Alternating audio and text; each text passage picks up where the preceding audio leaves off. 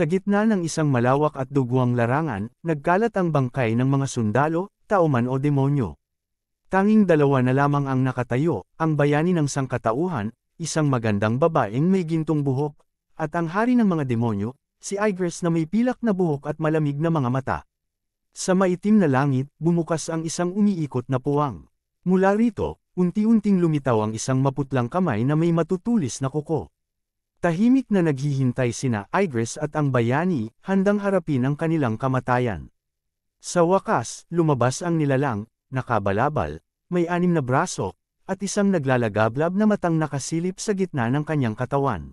Isa itong outsider, ang nilalang na kinatatakutan at kinamumuhian ng parehong lahi ng tao at demonyo. Hindi nagdalawang isip ang bayani. Mabilis siyang umatake at pinalupok ang kanyang espada sa hangin, tinamaan ang nilalang ng isang malakas na slash. Ngunit pagkalipas ng usok, nanatiling buo ang katawan ng kalaban. Lumapit ito, handang patayin siya. Sumaklolo si Igris. Sa isang iglap, binuo niya ang isang makapangyarihang enerhiya at pinakawalan ito. Natupok ang outsider hanggang sa maging abo. Akala nila'y tapos na ang laban. Ngunit nagkamali sila. Isa-isang bumukas ang mga puwang sa langit. Mula sa bawat isa, bumaba ang mga kakaibang halimaw, malalaki, may kanya-kanyang anyo, at higit na makapangyarihan. Huminga ng malalim si Igris. Alam niyang ito na ang huling laban. Ngunit ang bayani ay may ibang plano. Sa isang iglap, kinalibutan niya si Igris ng gintong liwanag, isang mahika ng reinkarnasyon, hindi para sa kanya, kundi para sa demonyo.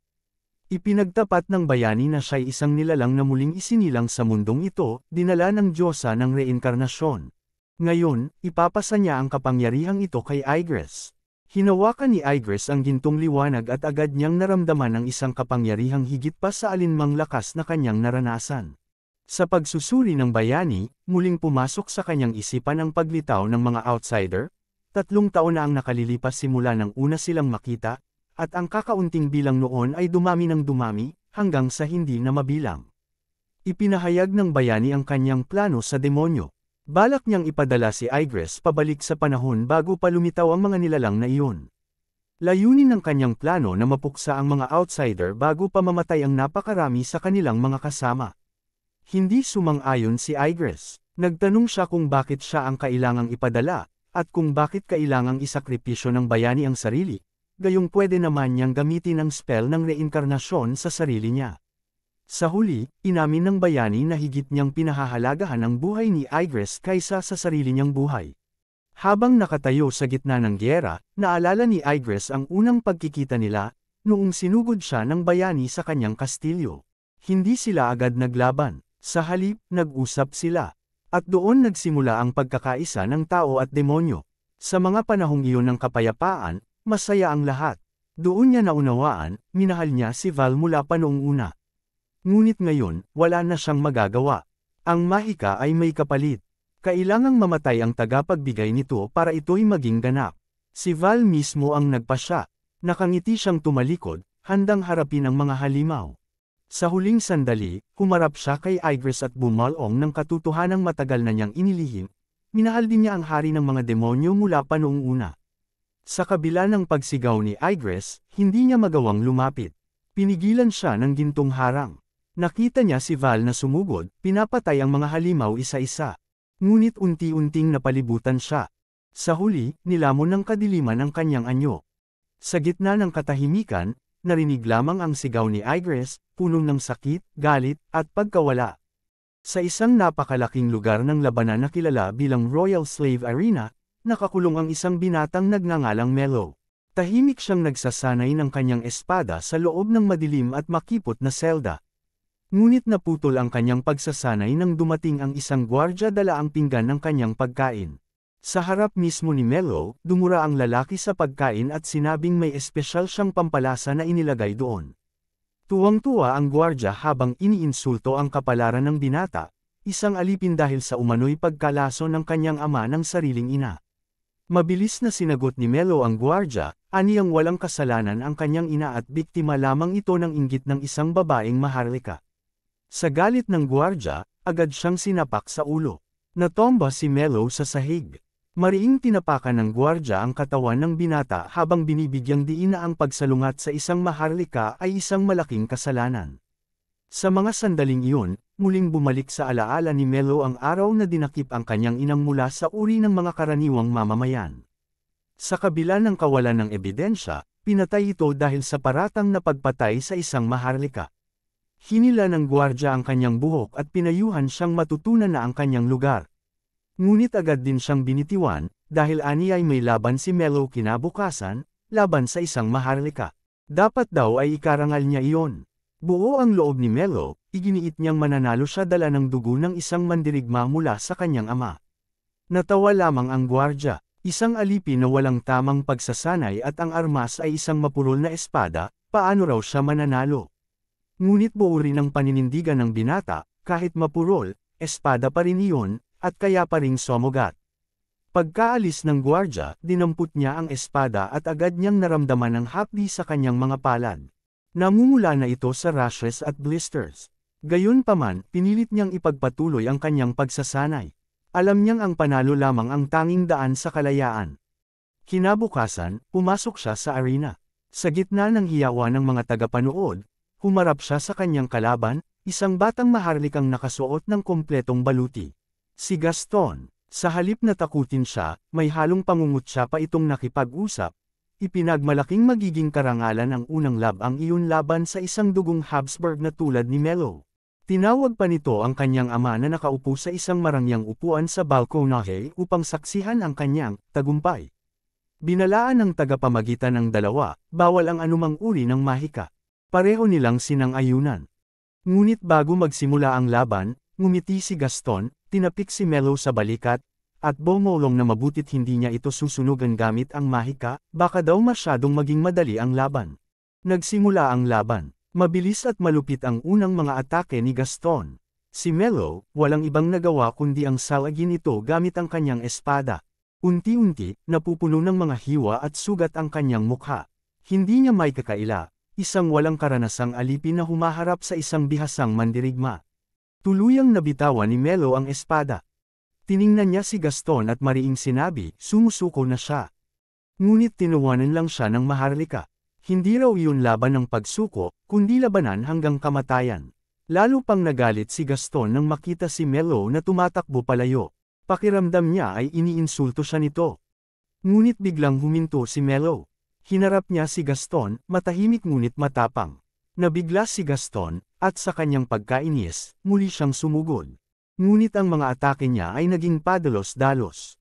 Eksaktong inasahan ni Melo iyon. Nais niyang guluhin ang galaw ng kalaban. Ngayon, madali na niyang nailagan ang bawat atake. Sa isang iglap, tumalbog siya palapit sa mukha ni Gaston. Ngunit biglang lumitaw ang mahiwagang kalasag sa huli. Sa isang iglap, naputol ang espada ni Melo. Paalala niya sa tagapamagitan, bawal ang mahika. Pero sinagot siya nito, hindi niya raw nakita dahil sa alikabok. Inakusahan ni Melo ang buong arena ng kabulukan. Bago pa siya matapos, sinugod siya ni Gaston, pinabagsak sa lupa, at tinaga sa dibdib. Nagdiwang ang mga maharlika. Ipinroklama si Gaston bilang panalo. Si Melo, nakahandusay, habang tumutulo ang luha sa kanyang mga mata. Dahan-dahang pumikit ang kanyang mga mata, at tuluyan siyang nawalan ng malay. Ngunit biglang bumukas muli ang kanyang mga mata, ngunit hindi na siya ang dating si Melo. Pula at matalim ang kanyang titig. Ang espiritu ng hari ng mga demonyo ay bumangon. Habang nagtataas noo si Gaston, ibinida niya sa kanyang ama ang kanyang tagumpay. Ngunit biglang napansin niya ang itsura ng kanyang ama, tulala at nakatingin sa likuran niya. Nang humarap siya, nabigla sa kanyang nakita, si Melo, nakatayo at buhay. Nanlamig ang katawan ni Gaston. Hindi siya makapaniwala.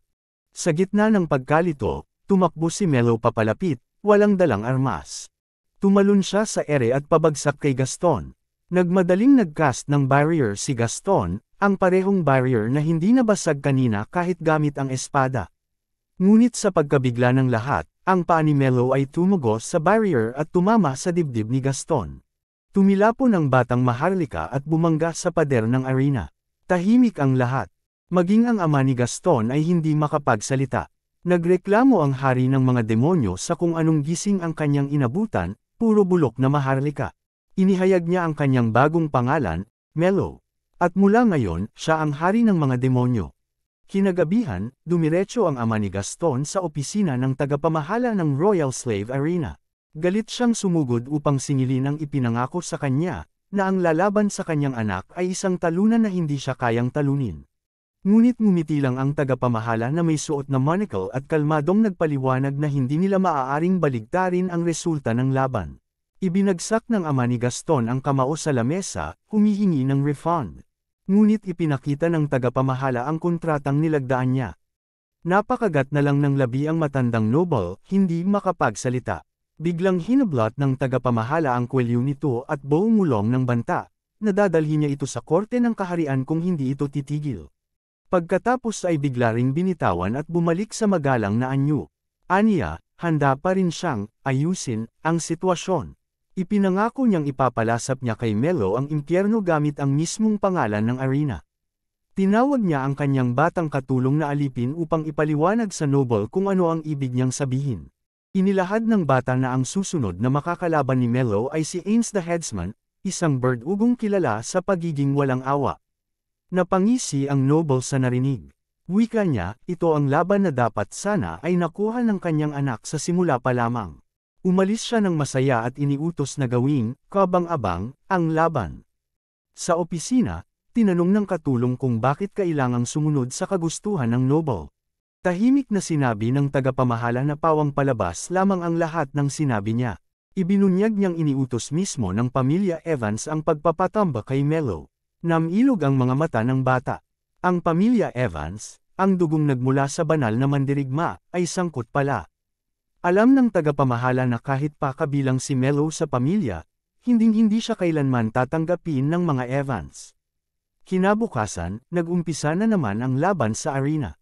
Sa isang gilid, nandoon si Ains the Headsman, nakasuot ng kalahating maskara upang itago ang kanyang pangit na mukha, hawak ang kanyang mabigat na karit. Sa kabilang dako, si Melo, ang aliping lalaking pinag-uusapan ng lahat. Mula sa taas, tinitigan ni Melo ang tagapamahala, puno ng paghamak. Samantala, humalaklak si Ains habang tinatakot siya, sinasabing isusunod na niya ang kanyang ulo sa koleksyon. Tahimik lang si Melo. Paalala niya, nagsimula na ang laban. Hindi pa man nakakagalaw si Ains, ang kahoy na espada ni Melo ay halos dumampi na sa kanyang mukha. Tinangkang salagin ni Ains gamit ang kamay, pero nasira ito kasabay ng kanyang maskara. Tumilapon siya sa ere, bumagsak sa lupa, walang malay. Kitang-kita ng mga manunood ang kanyang pangit na anyo. Nagulat ang lahat, isang batang alipin na may kahoy na espada lang, natalo ang kilabot na Verdugo. Naghiyawan ang mga tao sa arena. Sa likod ng entablado, mag-isa si Melo, tahimik at malalim ang iniisip. Pinag-uusapan siya ng ibang bilanggo. 8 na raw ang sunod-sunod niyang panalo, at lahat ay sa paraang hindi nakamamatay. Ngunit sa kabila ng mga papuri, iniisip ni Melo kung gaano pa siya kahina kumpara sa dati niyang sarili. Tila ba hindi pa rin niya naibabalik ang kanyang tunay na lakas, baka dahil sa katawan ng batang pinagmulan niya. Mula sa alaala ni Mio Habsburg, napagtanto ni Melo na may dugo pala ito ng banal na mandirigma. Nagpasya siyang magpatuloy sa arena at alamin kung saan siya dadalhin ng kanyang landas. Napansin niyang tinatitigan siya ng ibang mga alipin, puno ng tensyon at inggit. Napangiti siya, gagamitin niya sila bilang mga kasangga sa kanyang pagsasanay, para maibalik ang kanyang tunay na kapangyarihan. Sa kabilang banda, hindi mapakali ang tagapamahala. Dismayado siya sa mga panalo ni Melo. Naalala niyang iniutos ng pamilya Evans na siguruhin ang kamatayan nito, ngunit hindi niya maisakatuparan. Mas lalo pa siyang nainis ng mapansing unti-unting pinapanigan na ng madla ang batang alipin. Sa mismong araw na iyon, nag-anunsyo ang assistant na magkakaroon ng espesyal na laban, si Melo laban sa 10 mandirigma. Samantala, dumating ang isang mensahero dala ang masamang balita, nais makipag-usap ng pinuno ng pamilya Wilson. Napaisip ang tagapamahala kung ano ang ibig sabihin nito. Sa gitna ng arena, tinignan ni Melo ang 10 kalaban na armado at sabay-sabay na nakatingin sa kanya. Habang naghahanda, napag-isip niya kung sino talaga siya. Si Mio Habsburg, mula sa lahi ng banal na mandirigma.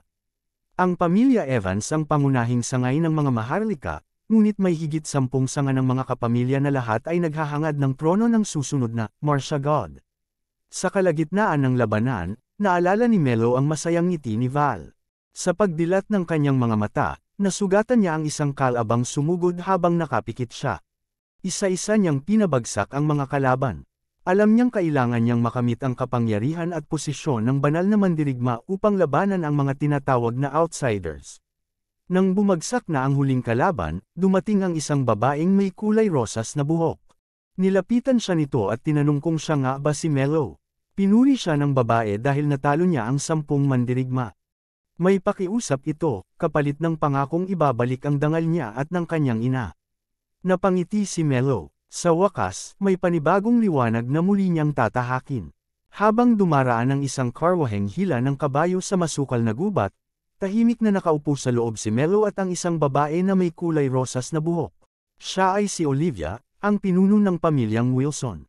Ipinapaliwanag ni Olivia na ang kanilang pamilya ay kabilang din sa mga angkan na nagmula sa banal na mandirigma, tulad ng Evans at Habsburg. Ngunit may isang malaking problema, ang kanilang pamilya ay binubuo lamang ng kababaihan, kaya't wala silang maihahain na lalaking kinatawan sa nalalapit na pagsubok para sa susunod na tagapagmana ng titulong, banal na mandirigma. Iminungkahi niya kay Melo na ampunan ito upang maging opisyal na kinatawan ng kanilang pamilya. Kapalit nito, ipinangangako niyang lilinisin ang pangalan ni Melo at ng kanyang ina. Ngunit nilinaw rin ni Olivia na ang pagsubok na iyon ay hindi basta-basta. Buhay ang kapalit. Madalas, may mga nagkakamatayan sa laban, may nalalason o pinapatay sa dilim. Inamin niyang marami ang magtatangka sa buhay ni Melo kung sakaling magpakita siya ng husay. Habang pinapakinggan niya ang lahat ng panganib, napaisip si Melo kung bakit ito ipinapahayag ni Olivia. Hindi ba't mas makakabuti kung itinatago na lamang ito para hindi siya umatras? Ngunit ipinaliwanag ng babae na ang prinsipyo ng pamilyang Wilson ay maging tapat at dalisay. Mas nanaisin niyang maging bukas kaysa magkunwari, lalo na kung buhay ang nakataya. Naaliw si Melo sa ugali ni Olivia. Tinanong niya ang pangalan nito. Dito lamang nalaman ni Melo na siya pala mismo ang pinuno ng pamilyang Wilson. Biglang huminto ang karwahe, dahilan upang mabalanse silang dalawa. Lumabas si Olivia upang tignan ang dahilan. Doon nila nasilayan ang isang dambuhalang oso, isang halimaw na kilala bilang Devil Grizzly. Ipinaliwanag ni Olivia na panahon ito ng pag-aasawa ng halimaw, kaya't bumaba ito mula sa kabundukan. Hinugot niya ang kanyang sandata at naghanda. Ngunit pinigilan siya ni Melo, at iminungkahing tumawag na lang ng mga kabalyero. Tumanggi si Olivia, at sinabi na wala ng oras. Iniutos niyang dalhin si Melo palayo habang siya ang haharap sa halimaw. Nakita ni Melo ang takot sa kanyang mga mata, kahit pilit nitong ikinukubli. Lumapit siya at tumayo sa harap ni Olivia. Sinabi nitong wala siyang laban sa halimaw, ngunit ipinagpilitan ni Olivia na may kakayahan siya. Hinawakan siya ni Olivia sa kwelyo upang pigilan, ngunit ngumiti lang si Melo at sinabing gusto niya ang ugali nito.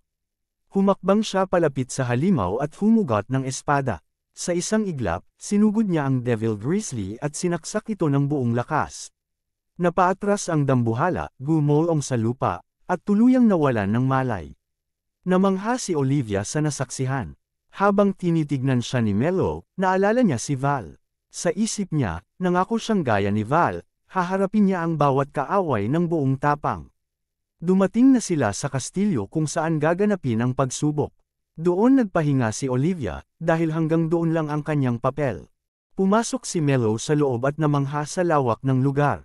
Para itong isang lungsod na puno ng mga kabataang lalaking nagsasanay sa espada at mahika. Ngunit saan man siya lumingon, nararamdaman niya ang malamig na pagtanggap ng mga kapwa-kandidato. Pinagtatawanan siya, tinatawag na alipin, at nilalait ang pamilyang Wilson. Ngunit imbes na panghinaan ng loob, lalo siyang nasabik. Marami siyang balak lampasan. Habang naglalakad si Melo sa loob ng pasilidad, sinusubukan niyang hanapin ang dormitoryo. Isang binatang may palangiting mukha ang biglang tumawag sa kanya. Ipinakilala nito ang sarili bilang Jasper, at may alok agad na tulong. Napansin daw niya na mukhang naliligaw si Melo. Ngunit hindi siya pinansin ni Melo, at patuloy lang sa paglalakad. Humabol si Jasper, sinisikap pa ring kausapin siya. Binalaan niya si Melo na ang mapa na ibinigay sa kanya sa gate ay peke. Paliwanag ni Jasper, isang kandidato ang nagbayad sa tagabantay para ibigay iyon kay Melo at lituhin siya. Nagboluntaryo si Jasper na gabayan siya sa tamang daan. Habang naglalakad sila, ipinaliwanag ni Jasper na ang lugar na iyon ay sentro ng pagsasanay para sa mga kandidato mula sa iba't ibang sangay ng mga maharlikang pamilya.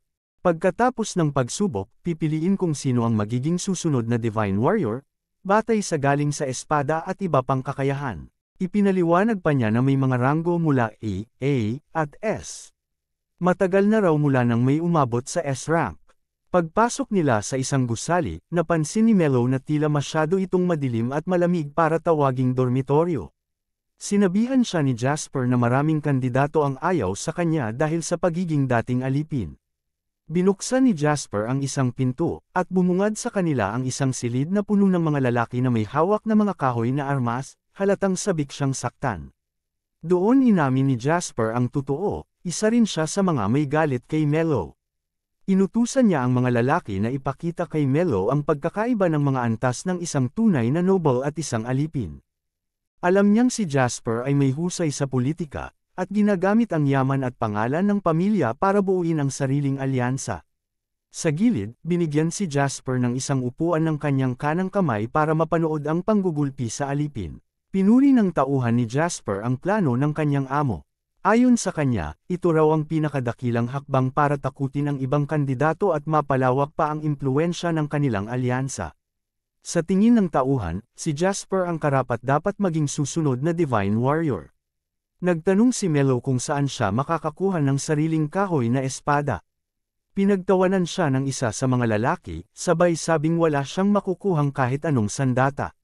Lumapit pa sa mukha ni Melo ang isa sa kanila at sinabi na magiging isang panig lamang ang laban, bagbog sarado lang siya. Sa halip na matakot, napabuntong hininga si Melo. Nag-inat pa siya na parang magpapainit lang. Sa isang iglap, nawala siya mula sa gitna ng silid at lumitaw sa likod ng isa sa mga kalaban. Isang matinding chop sa leeg, agad itong nawalan ng malay. Isang lalaki ang sumugod, pero sinalubong siya ng suntok ni Melo. Tumilapon ito palayo. Sinabi ni Melo na nag-iinit pa lang siya. Nagulat si Jasper at agad na tumayo mula sa upuan. Hindi siya makapaniwala, dalawang bihasang mandirigma ang napabagsak ni Melo sa loob ng ilang segundo, at gamit lamang ang mga kamay. Tinawag siya ni Melo, sabay tanong kung kailan niya ipapakita ang tunay na pagkakaiba ng antas nila. Matapos ang laban, inamin ni Jasper kay Melo na maling-mali ang pagkakakilala niya rito. Hindi raw niya inasahan na ang angka ng Habsburg ay may kasaysayan sa larangan ng sining pandigma. Tinanong siya ni Melo kung lalaban ba siya o hindi. Sagot ni Jasper, hindi siya naniniwalang matatalo siya, ngunit sa pagkakataong ito, papayagan niya munang makalampas si Melo. Habang papalayo, tinanong ni Jasper ang kanyang kanang kamay na si Sige kung alam ba nito kung bakit siya umatras sa laban. Inamin ni Jasper na kulang pa ang kanyang kaalaman tungkol kay Melo. Ibinunyag rin niya na alam niyang galing si Melo sa Royal Slave Arena, at doon ay kinilala itong isang bihasang mandirigma. Para kay Jasper, isang mahalagang bentahe na silang dalawa lang ang nakaalam ng tunay na lakas ni Melo, at maaaring maging kapaki-pakinabang ito sa nalalapit na pagsubok. Pinuri siya ni Sige sa matalinong desisyong iyon. Ngumiti si Jasper at sinabing mula ngayon, tututukan na niya ang bawat galaw ng kalabang ito. Kinabukasan, nagtungo si Melo sa kagubatang puno ng kawayan para sa ritual ng mga bagong kandidato. Sa may pasukan ng kagubatan ay isang matandang lalaking may mahabang balbas, siya ang tagapagpatupad ng seremonya. Ipinaliwanag nito na kailangang sundan ni Melo ang tinutukoy niyang landas papunta sa bato ng unang banal na mandirigma. Sa batong iyon ay nakaukit ang aral at karunungang kailangang matutunan ng sinumang gustong maging ganap na kandidato. Binalaan siya ng matanda na ang kagubatang iyon ay pugad ng mga Thunder Tiger, mga A-rank na halimaw na kinikilala sa maraming kaharian bilang banta. Dagdag pa niya, kung tama ang landas na tatahakin ni Melo, ay hindi ito makakatagpo ng mga halimaw. Walang pag-aatubiling pumasok si Melo sa kagubatan. Napailing ang matanda, iniisip kung matapang nga ba ang binata o sadyang pabigla-bigla lang. Habang tahimik na naglalakad si Melo, napansin niya ang isang palatandaan na nagsasabing iyon ang daan patungong monumento. Ang hindi niya alam, may isang tauhan ni Jasper na nakatago sa itaas ng kawayan. Ito ay ngumisi nang makita si Mello na sumusunod sa pekeng sinyas. Matagal na raw niyang plano ito mula noong napahiya siya sa binata. Dasal pa niya, sana'y lumunin si Mello ng mga halimaw. Maya-maya, isang Thunder Tiger ang biglang tumalon mula sa mga damuhan. Mabilis na bumunot ng espada si Mello at pinaghati sa dalawa ang halimaw. Sunod-sunod ang pagdating ng mga halimaw. Napaligiran siya ng mga mababangis na nilalang mula sa lahat ng direksyon. Tahimik ngunit may kumpiyansa, sinabi ni Mello na minsan na siyang naging Demon King, at hindi siya kailanman tatalikod sa hamon ng kahit anong nilalang. Habang patuloy na lumalaban si Mello, nakita ng matandang taga-suri ang pekeng karatula. Duda siya na kagagawan ito ng isa sa mga kandidato. Agad siyang pumasok sa kagubatan upang sundan si Mello. Ngunit sa kanyang pagdating, natigilan siya sa tanawing bumungad sa kanya, isang tambak ng mga patay na Thunder Tiger. Sa gitna ng mga bangkay, lumitaw si Mello, walang galos, tila isang halimaw din sa galing. Naalala ng matanda ang mga panahong imposible para sa kahit sinong kandidato na talunin ang isang grupo ng Thunder Tiger. Ngunit ngayon, isa si Mello sa kakaunting may ganitong lakas. Nilapitan siya ni Mello at sinabing natapos na niyang basahin at unawain ang nakaukit sa monumento. Nagtanong siya kung ano ang susunod na hakbang. Tinignan siya ng taga-suri at tinanong, ano ba talaga ang layunin mo sa kapangyarihan? Tumingala si Mello, at sagot niya, ang layunin niya ay abutin ang langit. Habang nasa loob ng pasilidad ng panuluyan para sa mga panauhin sa succession test site, tahimik lamang si Olivia habang umiinom ng tsaa. Sa kabilang mesa, dalawang babaeng kapwa kabilang sa mga maharlika ang lihim na nagbubulungan habang nakatingin sa kanya. Pinag-uusapan nila ang kahihiyan umano ng paghirang ni Olivia sa isang mababang uri at dating alipin bilang kandidato sa pagiging Divine Warrior. Hindi nila napigil ang tumawa, habang tinatawag na kaiya-hiya at kasuklam-suklam ang kanyang ginawa. Tumayo si Olivia, lumapit sa kanila, at walang paabong ibinuhos ang tasa ng tsaa sa isa sa mga babae. Tahimik ngunit matalim ang kanyang tinig nang sabihin niyang hindi nila dapat nilalait si Mello. Galit na tumayo ang babaeng nabuhusan. Ayon sa kanya, babagsak rin ang alipin ni Olivia, at darating ang araw na lalo pa siyang mapapahiya sa buong lipunan. Bago pa siya makagalaw, pinigilan siya ng kaibigan niyang babae. Ngunit mariing tinugon ni Olivia na handa siyang harapin ang anumang pagsubok. Sa sumunod na araw, namamasyal si Olivia sa masukal na kawayanan habang naaalala niya ang sandaling napatumba ni Mello ang dambuhalang Devil Grizzly. Alam niyang marami sa mga kandidato ang may kakayahang gawin ang parehong bagay, kaya't mababa ang posibilidad ni Mello na magtagumpay. Pero kahit alam niya iyon, may kung anong kakaiba kay Mello na hindi niya maipaliwanag. Pakiramdam niya'y may taglay itong pambihirang bagay. Bigla na lamang lumitaw ang matandang taga-suri sa kanyang likuran, dahilan upang mapahawak siya agad sa kanyang sable. Hindi siya mapakali, hindi niya naramdaman ang presensya ng matanda bago ito dumating. Mula sa isang tingin, alam niyang ang matanda ay hindi basta-basta, siya ang unang Divine Warrior. Sa halip na magpakilala, pinuri pa ng matanda ang ganda ng katawan niya sa gitna ng kanyang pagkakabigla. Napailing na lang si Olivia sa pagkabastos ng matanda at sinabi nitong dumalaw siya upang tingnan ang kandidatong ipinadala ng pamilyang Wilson. Agad namang nahulaan ng taga-suri na si Mello ang tinutukoy niya. Inanyayahan niya itong sumama, at pagdating nila sa isang clearing, nakita ni Olivia ang bonten ng bangkay ng mga Thunder Tiger. Kinumpirma ng matanda na gawa ni Mello ang lahat ng iyon, at inamin niyang wala pa siyang nakitang ibang kandidato na nagawa ang ganoong bagay. Napagtanto ni Olivia na mas malakas pa si Mello kaysa sa inaakala niya. Hiniling ng matanda na manatiling lihim ang bagay na ito, dahil kung hindi ay baka mabigyan ng special treatment si Mello at hindi patas ang pagsubok. Sinunog ng matanda ang mga bangkay ng halimaw habang team na nananalangin para sa mga ito. Sinabi rin niyang si Mello ang magiging wild card ng pagsubok. Tahimik lamang si Olivia habang nilulunok ang impormasyong iyon. Umalis na ang matanda upang asikasuhin ang huling aplikante para sa seremonya. Makalipas ang ilang oras, libo-libong mga kandidato ang nagtipon-tipon sa isang malaking bulwagan. Sa gitna ng entablado, nagpakilala ang isa sa 10 Sword Saints, si Aaron. Siya ang naatasang opisyal para sa selection exam. Habang nagsisimula siyang magsalita, naririnig sa paligid ang mga bulungan ng paghanga. Isa raw siyang alamat na nakaakyat sa mataas na antas gamit lamang ang sariling kakayahan, sa kabila ng kawalan ng maharlikang dugo. Isang kandidato ang nang-ahas na putulin ang kanyang talumpati. Sinabi nitong nararapat lamang na tawagin sila ng may paggalang, dahil sila'y mula sa mararangal na angkan. Napatawa si Aaron, inaasahan na raw niya ang ganoong mga puna. Ngunit sa halip na sumagot, huminga siya ng malalim, at pagkatapos ay tiningnan ang mga kandidato ng buong tapang. Isang hindi nakikitang puwersa ang tila lumipad mula sa kanya, karamihan sa mga kandidato, kabilang ang reklamadong lalaki, ay napadpad palayo at napabagsak. Napagtanto ni Jasper na ang tanging fighting spirit lamang ni Aaron ay sapat upang tumilapon ang mga tao.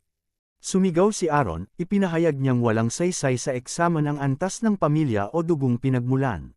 Sa lugar na iyon, lakas lamang ang batayan ng karapat-dapat.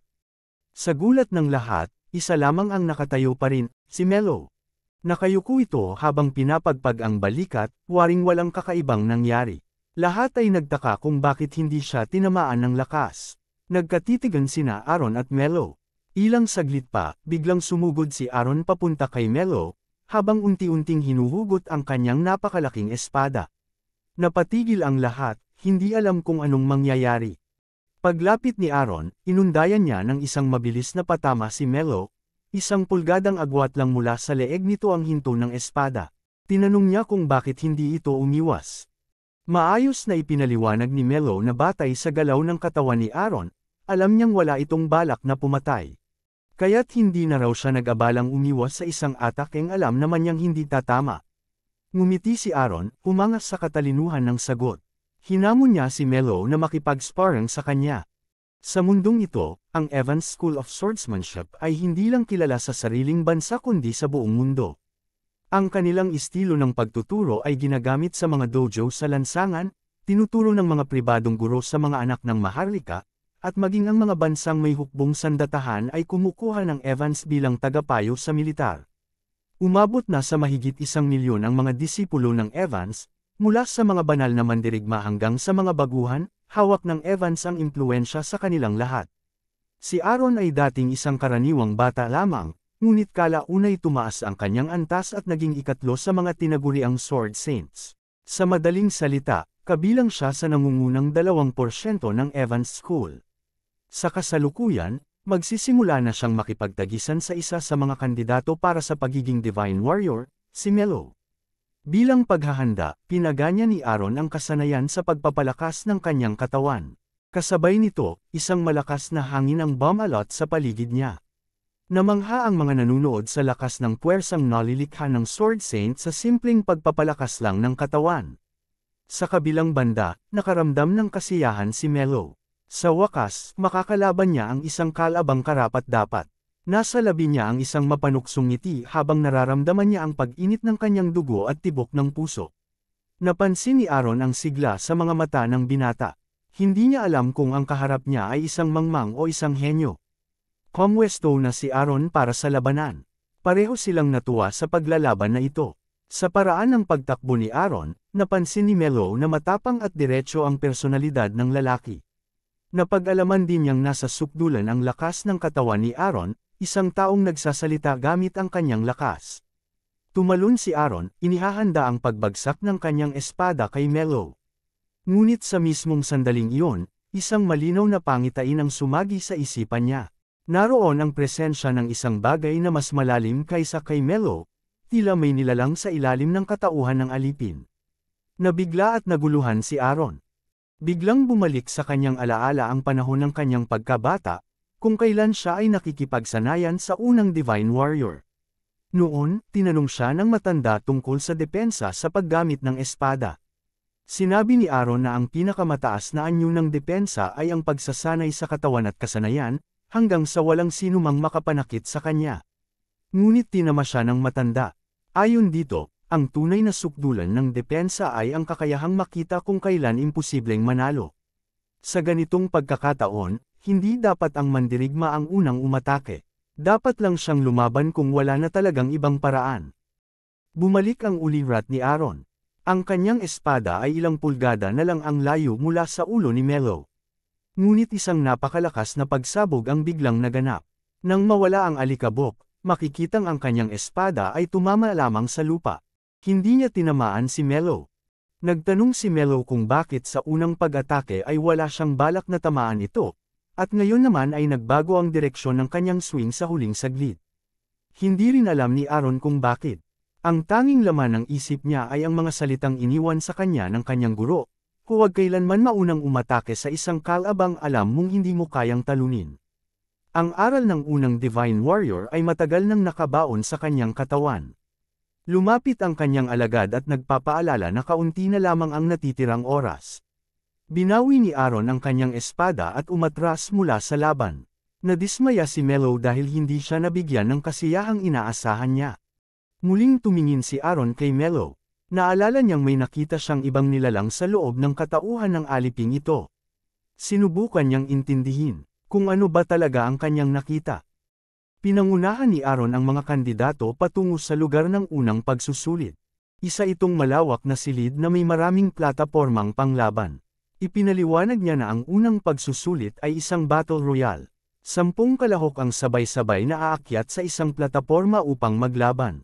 3 paraan lamang ang upang manalo, pilitin ang kalaban na sumuko, itapon sila palabas ng ring, o gawing hindi na sila kayang lumaban.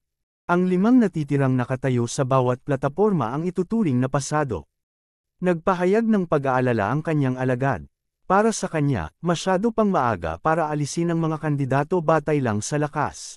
Iba-iba kasi ang edad at antas ng karanasan ng mga kalahok pagdating sa sining ng pakikipaglaban.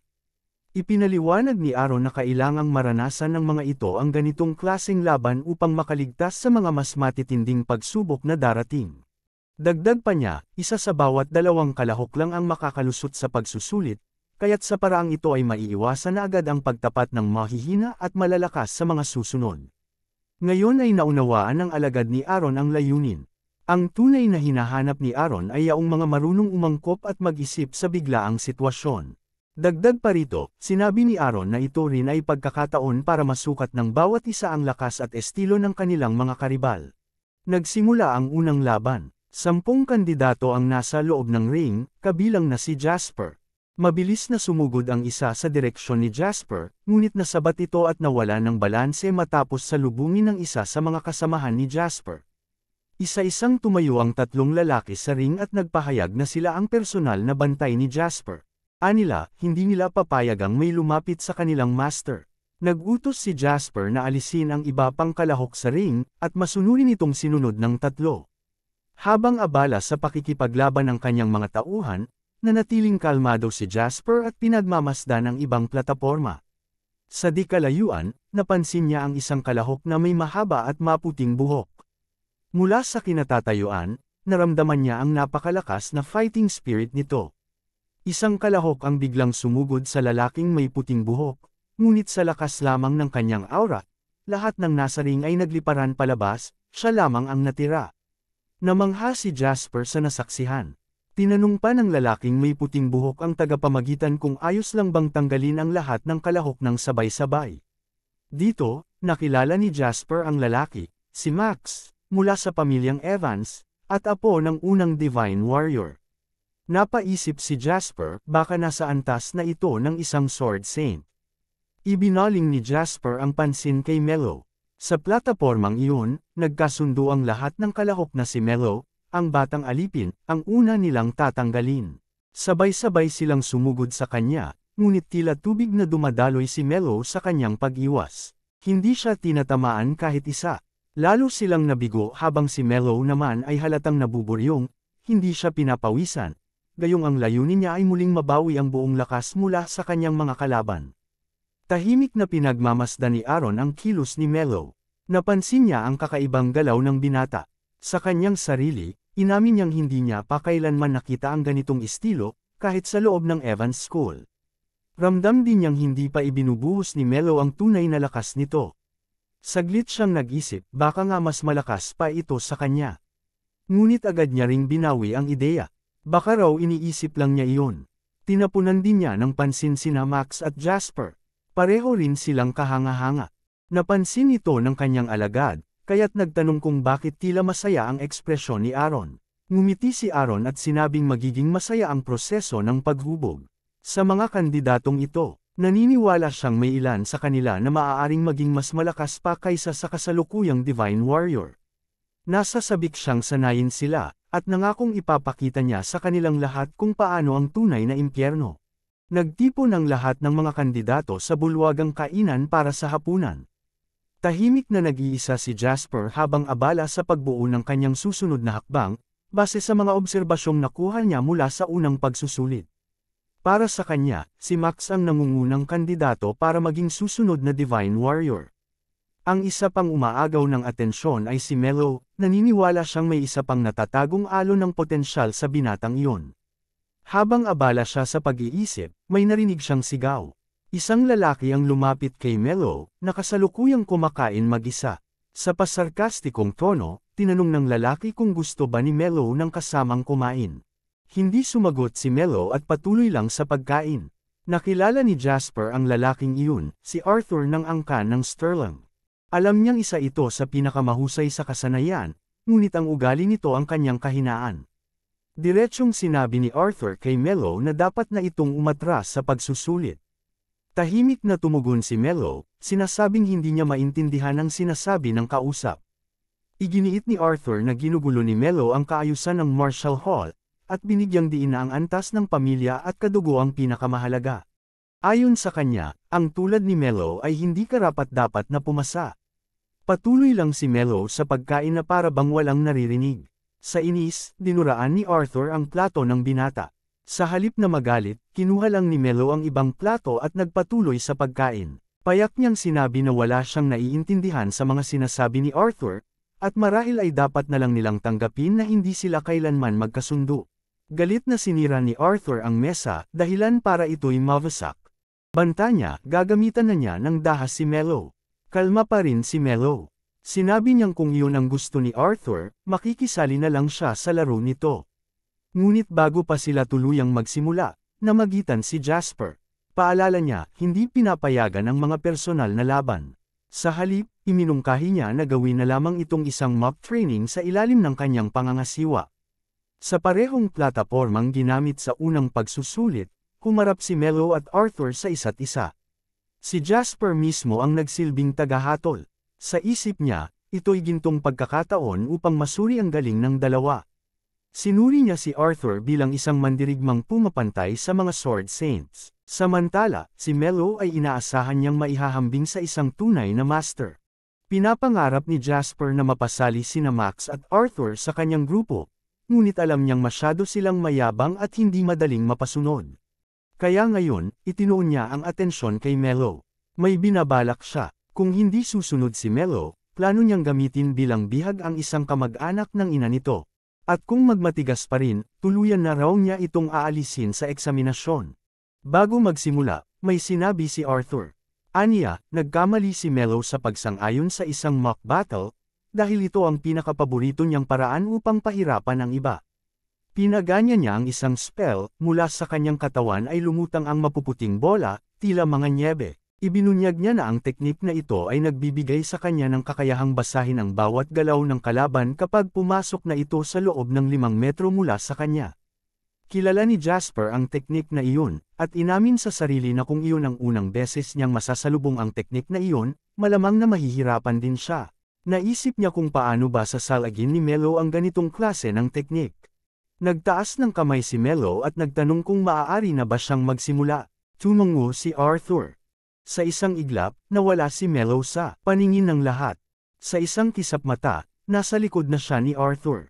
Napagtanto ito ng lalaki, ngunit bago pa siya makagalaw, tinapyasan na ni Melo ang kanyang batok ng isang mabilis na siko. Malamig na sinabi ni Melo na walang silbi ang mga prediksyon kung hindi ka naman makakakilos sa oras. Tuluyang nawala ng malay si Arthur at bumagsak sa sahig. Napaupo si Jasper, nanginginig at tagaktak ang pawis. Sa isipan niya, sumisigaw siya, hindi raw posible ang ginawa ni Melo. May isang alamat tungkol kay Jasper, ang batang minalas. 5 henerasyon na ang nakalipas, ang ikalawang ranggo sa Divine Warrior Selection Exam ay iniluklok bilang pinuno ng angkang Blackwood. Sa tagal ng panahon, umangat siya bilang isa sa matatandang tagapayo ng 3 dakilang pamilya ng Evans. Ngunit sa kabila ng kanyang mga tagumpay, may kulang pa rin sa kanyang puso, sapagkat ni isa sa angkan ng Blackwood ay hindi kailanman naging Divine Warrior. Tumanda siyang may bitin na pangarap, at sa bandang huli, na maalam nang hindi iyon natupad. Isang araw, dumalaw sa angkan ng Blackwood ang Divine Warrior ng panahong iyon para magsanay. Sa sobrang lakas niya, tila mga bata lamang ang mga pinakamahuhusay na alagad ng Blackwood sa kanyang harapan. Sa araw na iyon, ngumiti ang matandang pinuno habang may nabubuong balak sa kanyang isipan. Dinalaw niya ang kanyang anak na babae habang pinapatulog nito ang sariling anak. Bigla niyang hinawakan ang kamay ng anak at hinila ito. Sa mata ng matanda, may halong pagkabaliw habang ipinahayag niya ang kanyang utos, dapat itong magluwal ng anak mula sa Divine Warrior. Plano niyang tuparin ang kanyang pangarap kahit hindi man niya ito masaksihan sa sariling buhay. Walang nagawa ang babae habang hinahatak palayo. Naging usap-usapan ng marami ang kabaliwan ng matanda. At mula noon, nakilala ang angkang Blackwood bilang isang pamilya na sumusunod sa tradisyong maghanap ng matitinding lahi. Maging ang kapatid ni Jasper ay hindi nakaligtas. Isinunod siya sa tradisyon, inalay bilang concubine sa isang miyembro ng pamilya Evans, kahit pa 30 taon ang tanda nito sa bata. Walang nagawa si Jasper habang nakikita ang kapatid na inilalayo sa kanya.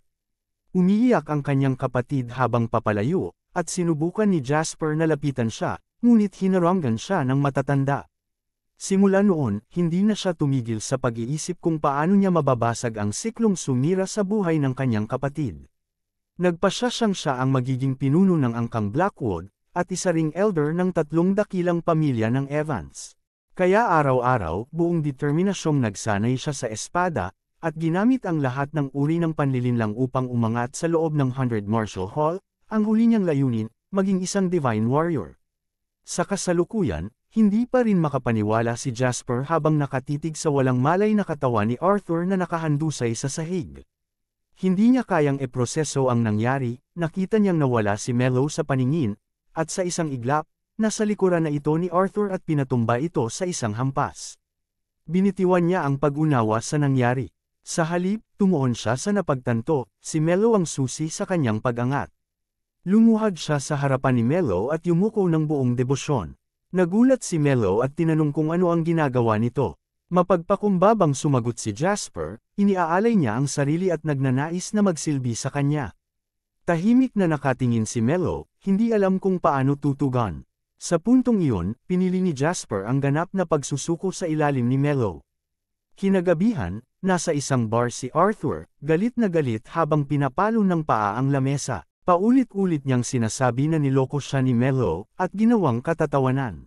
Lumapit sa kanya ang isa sa kanyang mga tagasunod, dala ang isang balita, may kumakalat na tsismis na naging alagad ni Mello si Jasper. Nagulantang si Arthur. Pinagpatuloy ng tagasunod na tila nag-aatubili pa si Mello, ngunit si Jasper ay agresibong nagpapasakop at nagpupumilit maging tagasunod nito. Lalong nag-init ang dugo ni Arthur. Sinipa niya ang upuan at isinampa si Mello at Jasper, pinaniniwala ang sinadya nila ang lahat. Naniniwala siyang hindi siya mapapatamba ni Mello sa isang hampas kung walang pandaraya. Sa kanyang isipan, binigyan siya ng lason sa pagkain at sinadya ang pagtatalo upang mauwi sa mock battle. Galit niyang sinigawan ng mga kasama, tinatanong kung kaninong pamilya siya nagmula. Halos sabay-sabay silang sumagot, angkan ng Sterling. Sunod niyang tinanong kung sino siya, sabay-sabay nilang sinagot, ikaw ang lalaking magiging pinakamalakas na Divine Warrior. Ngumiti si Arthur sa papuri. Malakas ang sigaw niya ng kumpirmasyon, tama sila. At sa gitna ng hiyawan ng kanyang mga tagasunod, nangakong maghihiganti siya kay Mello. Sa gitna ng isang pulong ng mga instructor para sa Divine Warrior Selection Exam, inihayag ni Aaron ang susunod nilang hakbang, ang pagsasagawa ng 5-ring sacred training kinabukasan. Isa itong kontrobersyal na paraan ng pagsasanay kung saan ang mga kandidato ay ikukulong sa banal na bundok, kung saan naninirahan ang mga dragon, sa loob ng 3 buwan. Tumutol ang ilan sa mga instructor. Ayon sa kanila, tiyak na 80% ng mga kandidato ang hindi makakatapos at tatalikod sa proseso. Ngunit walang bahid ng pag-aalinlangan si Aaron. Hindi raw siya nababahala sa dropout rate, sapagkat ang layunin niya ay makalikha ng pinakamalakas na Divine Warrior sa kasaysayan. Naniniwala siyang ang kasalukuyang batch ay may kakayahang tumupad sa pangarap na iyon. Dagdag pa niya, siya mismo ang mananagot sa paghahanda sa mga kandidato. Isang buwang personal na pagsasanay ang ipagkakaloob niya upang matutong ipagtanggol ang sarili sa loob ng banal na bundok. Inihayag din niya na isasagawa nila ang Sacred Combat Aura Selection, ang mga papasa rito ay makakasama sa 5-ring Sacred Training, habang ang mga hindi pa handa ay dadaan muna sa karagdagang pagsasanay sa ilalim niya. Kinabukasan, tinipon ang lahat ng kandidato sa isang arena.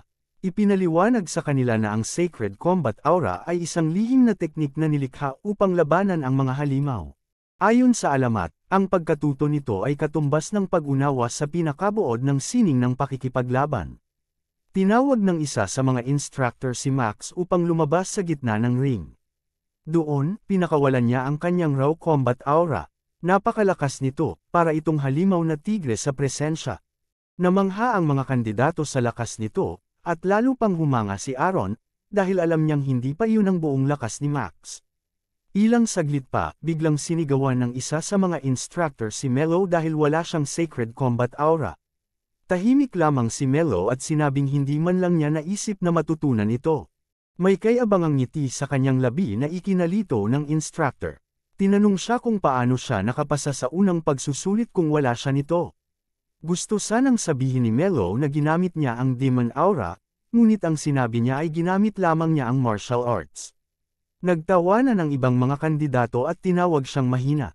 Sa isang tabi, lihim na natawa si Jasper sa kamangmangan ng iba. Sa kanyang isipan, hangal ang sinumang hindi nakikita ang tunay na kapangyarihan ng kanyang Panginoon. Napansin niyang hindi lang siya ang nakaintindi, si Aaron at ilan pa sa mga instructor ay tila naunawaan na rin ang katotohanan. Sa damdamin ni Aaron, tila muling bumilis ang pintig ng kanyang puso. Ngayon lang siya nakakita ng isang taong ganito kalakas kahit wala pang combat aura. Humingi si Melo ng pahintulot na makasama sa pag-akyat sa banal na bundok. Ngunit hinawakan siya ni Aaron sa balikat at mahinahong ipinaliwanag na kailangan niya munang manatili ng isang buwan para sa remedial training. Nakaramdam si Melo ng kahihiyan. Para bang nalapastangan ang sarili niyang dangal. Dinala ni Aaron ang lahat ng hindi pa marunong ng Sacred Combat Aura sa bulwagan ng pagsasanay. Doon, itinuro niya ang mga batayang kaalaman, ang teknik ay pinapatalas ang pandama hanggang sa maabot ang ika-6 na pakiramdam. Sa ganitong antas, kaya nang basahin ang kilos ng kalaban at maunahan ito na para bang may kakayahang silipin ang hinaharap. Inilahad ni Aaron ang mga unang hakbang ng pagsasanay, ang pag-iwas sa mga batong ibinabato at sa mga kahoy na espada. Kapag bihasa na, susubukan naman nilang umiwas sa mga palaso habang nakapiring. Pagkatapos lamang makapasa sa lahat ng ito ay maaari silang umakyat sa banal na bundok. Biglang humiling si Melo na agad na subukan ang arrow dodging test. Umismid ang ibang kandidato, iniisip na napakayabang ng alipin. Ngunit ngumiti si Aaron. Sa loob-loob niya, alam niyang kaya ito ni Melo, kaya pumayag siya. Nakapiring si Melo habang pinalibutan ng mga lalaking may hawak na pana mula sa iba't ibang direksyon. Sabay-sabay nilang pinakawalan ng mga palaso. Tumama na ang mga ito sa loob ng distansya, ngunit nanatiling hindi gumagalaw si Melo. Sa isang iglap, nasalo niya ang lahat ng palaso gamit lamang ang kanyang dalawang kamay. Natahimik ang lahat. Si Aaron at ang iba pang instructor ay halos hindi makapaniwala. Buong paghanga nilang tinitigan si Melo, habang binibitawan nito ang isa sa mga palaso at malamig na sinabi kay Aaron. Sayang lang ang oras ko dito. Sa loob ng banal na bundok, isang kandidato ang tumatakbong desperado, sugatan sa buong katawan. Habang habol hininga at duguan, bigla siyang nasalubong ng isang dambuhalang serpentinong halimaw, ang basilisk. Napako siya sa kinatatayuan habang nakatitig sa nakakakilabot nitong mga mata. Sa isang iglap, naging bato ang kanyang katawan. Walang alinlangan, itinulak ng basilisk ang estatwa, at sa pagbagsak nito, nabasag ang ulo mula sa katawan. Samantala, sa ibang bahagi ng bundok, nakapikit si Jasper habang nakaharap sa isa ring basilisk. Nang umatake ang halimaw, agad niyang naramdaman ang paggalaw nito at mabilis na naiwasan ang tama. Sa isang mabilis na galaw, tinaga niya ang isa nitong paa. Kumuha siya ng makapal at mahabang karayom at inihagis ito sa likod ng halimaw ng may lakas na sapat upang tumagos ito at lumabas sa kabilang panig. Sa huli, tinaga niya ang ulo nito at tuluyang pinaslang. Napabuntong hininga si Jasper. Wika niya, hindi na siya kailangang mag-alala sa pagkain. Napaisip siya tungkol sa kanyang Panginoon, si Melo. Naalala niyang naiwan ito sa ibaba, at natanong sa sarili kung ano na kaya ang ginagawa nito ngayon. Sa kabilang dako ng bundok, si Melo ay nakatayo sa gitna ng maraming bangkay ng basilisk, lahat nakatusok sa malalaking kahoy na tulos na parang kebab. Kalmado niyang sinabi na sapat na ang mga iyon upang tustusan ang pagkain niya sa loob ng 3 buwan. Tumungo siya sa isang kubo kung saan may mga estante na puno ng mga aklat. Napangiti siya sa ideya ng pagsisimula ng kanyang pag-aaral. Binuksan niya ang unang aklat, at nadiskubreng halos magkapareho lang ang pundasyon ng Sacred Combat Aura at Demon Combat Aura. Ang bawat kandidato ay binigyan ng mga aklat na tutulong sa kanilang pag-unawa sa Sacred Combat Aura sa loob ng 3 buwang pagsasanay sa banal na bundok. Layunin ng mga aklat na matutunan ng mga kandidato ang prologue ng Sagradong Manual ng Pamilya Evans. Napangisi si Melo sa sarili, hindi niya inaakalang matututo rin siya ng teknik na ito. Naalala niya si Val at ang kagandahan ng paraan ng paggamit nito ng aura. Nag-isip siya ng tamang salitang makapaglalarawan nito, at sa huli ay tinawag niya itong maganda. Naging inspirasyon niya ito upang paghusayan palalo ang sarili, upang hindi siya tingnan ni Val na mahina. Habang binabalikan niya sa isip ang nalalapit na pagharap nila sa hukbo ng mga outsider, lalong tumibay ang kanyang determinasyong maging malakas. Ginugol niya ang mga araw sa pagbabasa, sa pagtutok sa pagpapalabas ng aura sa kanyang palad. Sa ibang sandali, siya'y kumakain, sa iba na may nagmumuni-muni habang pinapatalas ang kanyang lakas. Habang pinapalakas ang sarili, unti-unti rin niyang natutunan kung paano saluhin at isama sa sarili ang aura ng basilisk. Damang-dama niya ang tuloy-tuloy na paglakas, at para sa kanya, napakasarap ng pakiramdam na iyon. 1 buwan ang lumipas, dumating si Aaron sa kanyang kubo. Tinawag niya si Melo, ngunit walang sagot. Kaya siya na mismo ang nagbukas ng pinto, at nadatnan ang binata na natutulog sa ibabaw ng sangkatutak na aklat. Napangiwi ang Sword Saint sa itsura ng pagkakatulog nito.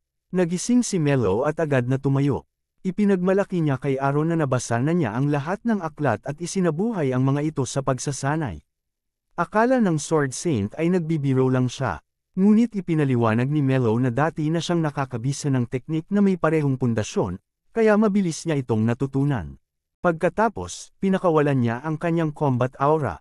Umangat ang bughaw na liwanag, napakatindi ng presensya nito na napatigil si Aaron. Sa isipan niya, naguguluhan siya kung tao pa ba talaga si Melo. Sa wakas, nasabi niyang, maganda ang aura nito. Pinatay ni Melo ang kanyang aura at seryosong sinabi na may problema siya sa sagradong aklat ng Evans. Nilinaw niya na ang mga tagubilin doon ay kulang at hindi praktikal.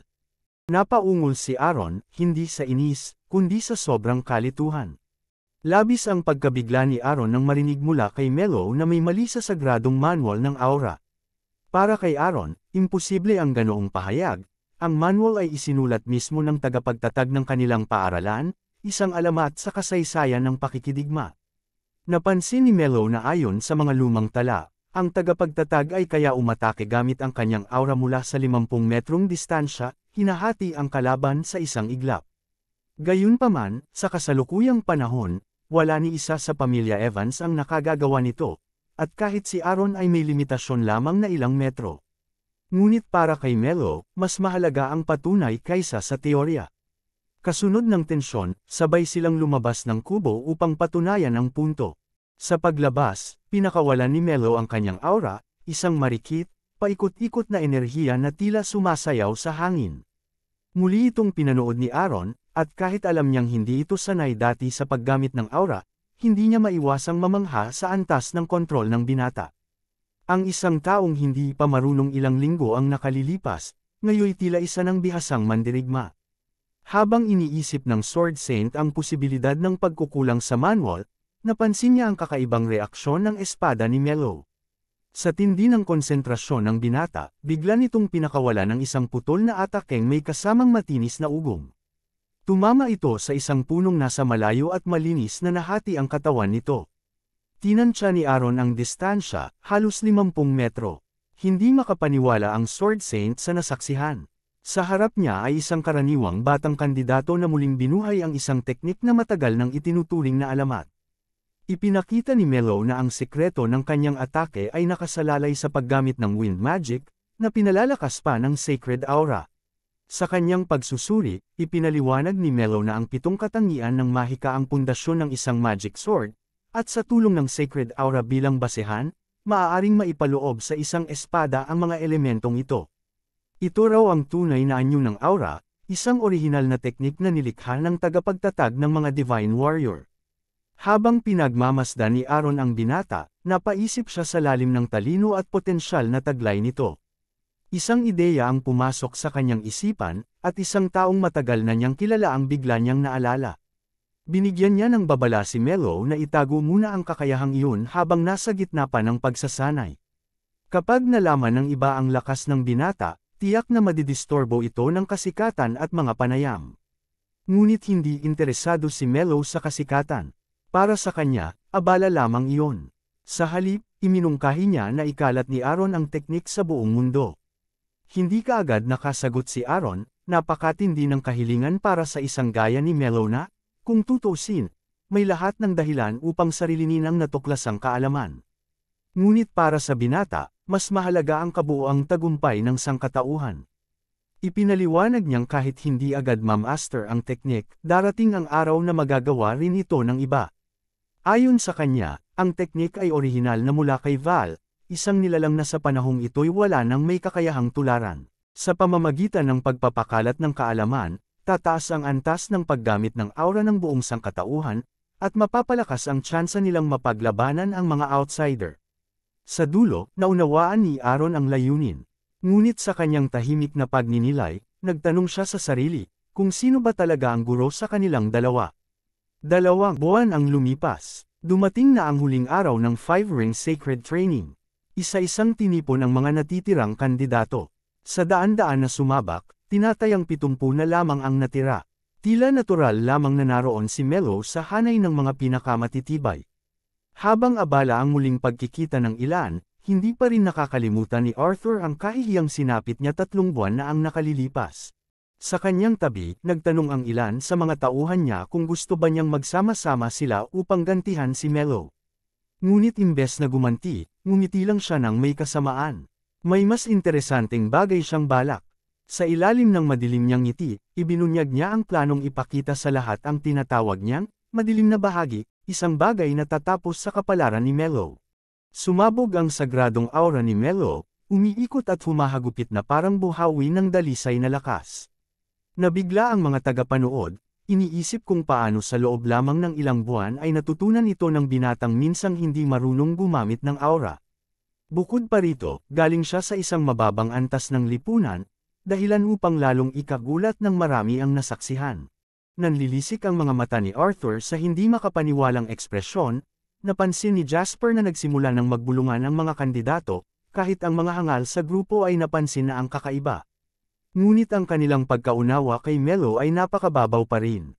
Hindi lamang dami ng aura ang dahilan kung bakit siya kahanga-hanga, kundi pati ang pino at maringal na daloy ng enerhiya, na higit pang hamasa kumpara noong 2 buwan na ang nakalipas. Tahimik na pinagmasdan ni Aaron ang mga piling mag-aaral. Sa nakikita niyang antas ni Melo, sapat na itong patunay na handa na ito para sa susunod na yugto. Matapos suriin ang sagradong enerhiya ng lahat, ipinasa niya ang buong grupo. Ngunit walang panahon para magpahinga. Ang isang divine warrior ay inaasahang makakuha ng respeto at tiwala, at ang mga koneksyong mabubuo sa loob ng bulwagang ito ay magiging kayamanang dala nila habang buhay. Sa bagong yugto ng selection, kinakailangan nilang bumuo ng isang pangkat na binubuo ng hindi bababa sa 5 katao. Maaaring magtatag ng bagong grupo bilang pinuno, o sumali sa umiiral na. Dahil may itinakdang deadline, kailangang kumilos agad ang lahat. Nataranta ang karamihan. Hindi madali ang makalikom ng 5 kasapi. Subalit para sa dating hari ng demonyo na minsang pinamunuan ang libu-libong tauhan, isa itong bagay na kayang-kaya. Nais niyang unahin ang pananakot, at pagkatapos ay supilan ang iba sa pamamagitan ng kaunting dahas. Ngunit hindi na niya kinailangang gawin ito. Agad siyang nilapitan ni Jasper, at binati siya sa pagkakapasa sa susunod na pagsusulit. Bagamat nagtaka si Melo, ipinaalam ng matalinong kandidato na matagal na siyang nagpapasailalim sa kanya, kahit hindi pa formal. Sa dami ng kanyang mga tauhan, madaling makabubuo sila ng higit sa 20 kasapi. Hindi interesado si Melo na maghanap ng tao mula sa simula, kaya't iniwan niya ang bagay na ito kay Jasper. Labis ang galak ni Jasper sa huli, matapos siyang opisyal na kilalanin ng kanyang pinuno. Mula sa di kalayuan, may mapang uyam ng ngiti si Arthur. Tahimik siyang nagplano habang pinagmamasdan ng dalawang masaya sa kanilang tagumpay. Kinagabihan, tahimik ang mga pasilyo ng dormitoryo. Mahimbing ang tulog ni Melo, humihilik at may laway pang tumutulo mula sa kanyang bibig, tanda ng lubos na ginhawa. Ngunit isang anino ang nagmamasid mula sa dilim. Isang mamamatay tao ang kumapit sa pader. Tinatawanan ng kabaliwan ng binata na makatulog ng ganoon sa isang mapanganib na sitwasyon. Buo na ang kanyang plano, isasaksak niya ang espada sa dibdib ng binata, direkta sa puso upang masigurong wala nang makapagsalba. Ngunit nang isaksak niya ito sa higaan, biglang nawala ang katawan ng biktima. Isang malamig na tinig ang umalangaw sa likuran. Mali ang pinili ng mamamatay tao. Napako siya sa kinatatayuan habang ramdam ang matinding presensya na lumalamon sa paligid. Isang patalim ang dumampi sa kanyang leeg. Alam ni Melo kung sino ang nagpadala sa kanya. Sa titig nitong walang awa, inutusan niya ang mamamatay tao na dalhin siya kay Arthur. Sa gitna ng kagubatan, nagkakatuwaan sina Arthur at ang kanyang mga tauhan habang may hawak na mga tasa ng alak. Kumpiyansa sila na napaslang na nila ang sagabal na si Melo.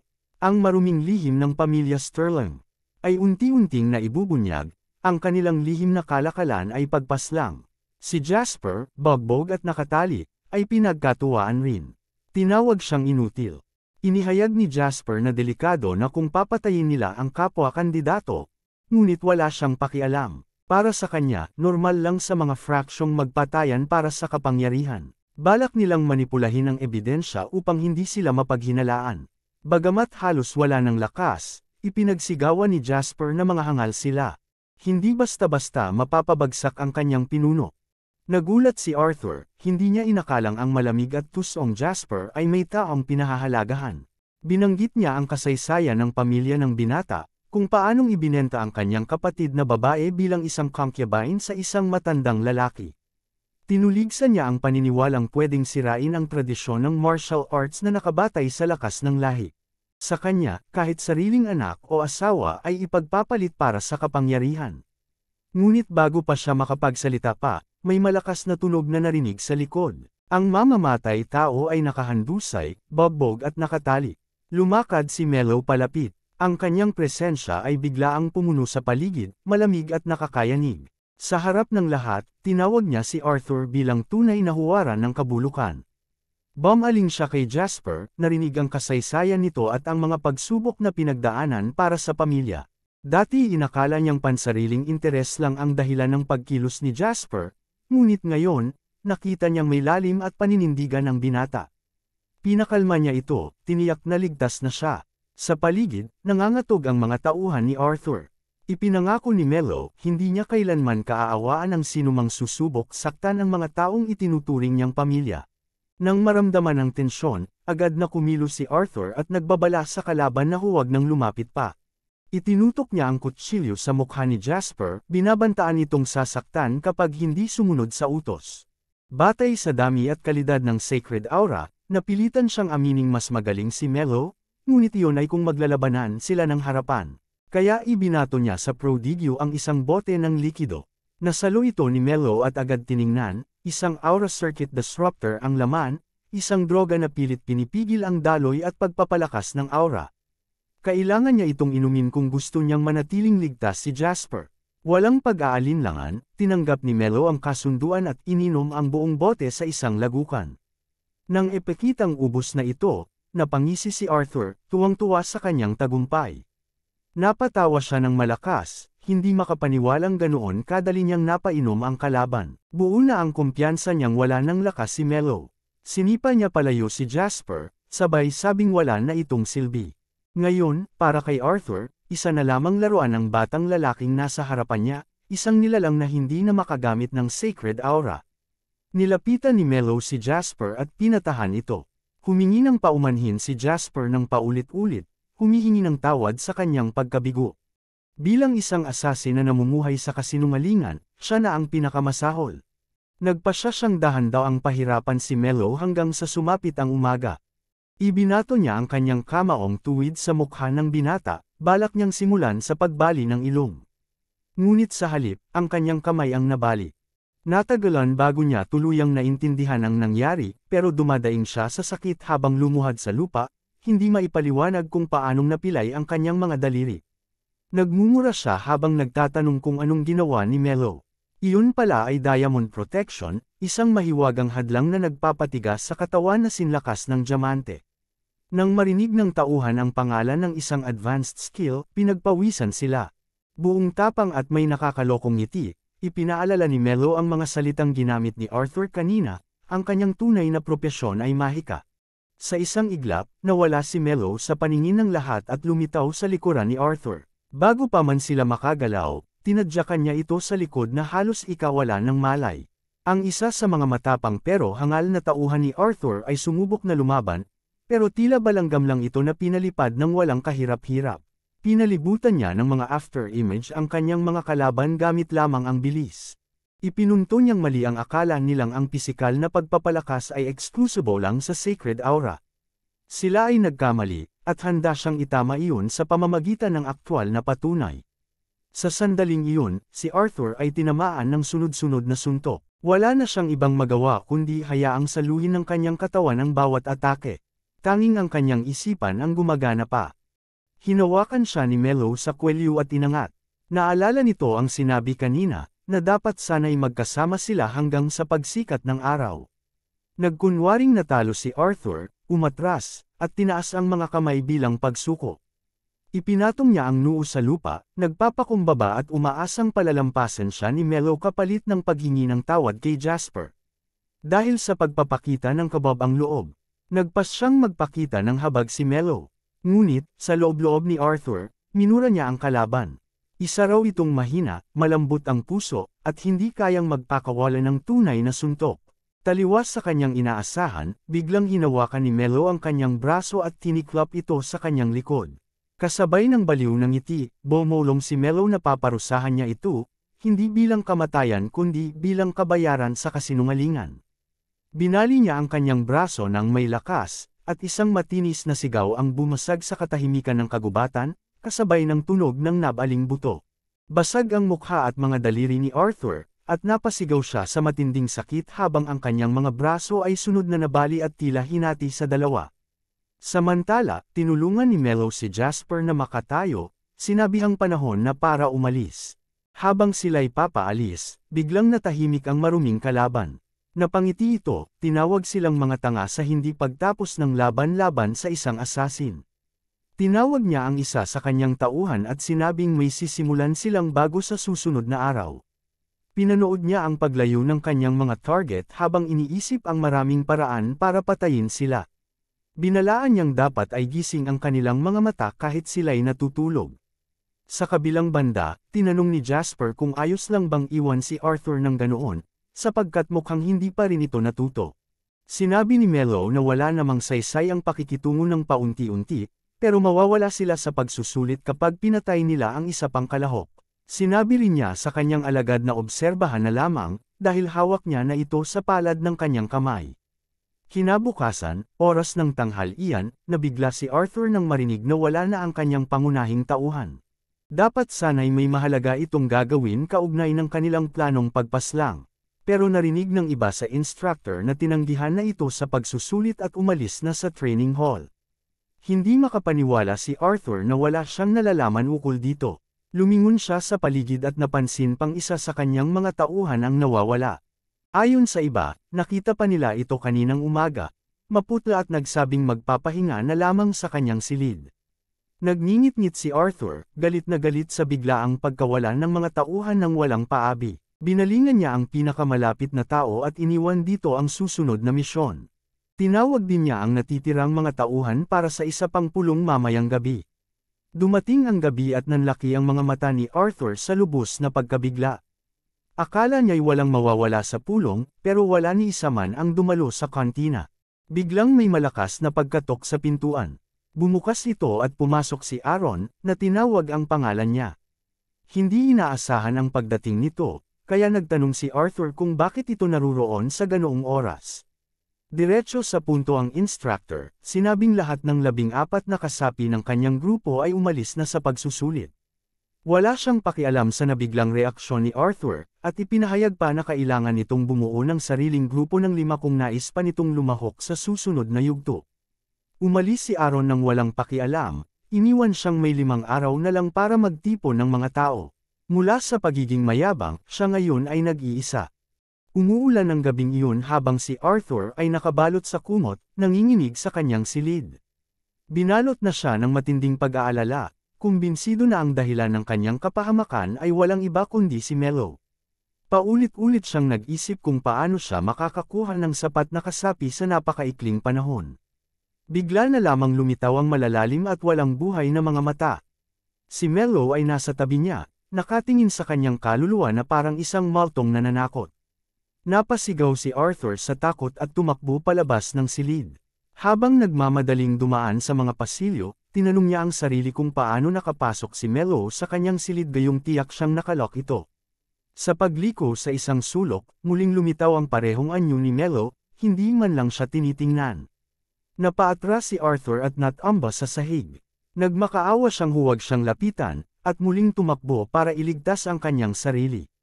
Tila wala ni isang tao sa buong gusali. Tahimik ang lahat maliban sa kanyang hingal sa isang kubeta. Pilit niyang pinatahan ang sarili kahit panandalian lamang. Ngunit biglang narinig niya ang langit-ngit ng pinto na bumubukas. Pilit siyang hindi gumalaw at pinigil ang kanyang hininga. Sa kasamaang palad, may aninong lumapit sa kanyang stall. Walang paraan ng pagtakas, sinigawan niya ang sarili kung bakit siya natakot gayong isa siya sa mga mararangal na angkan ng Sterling.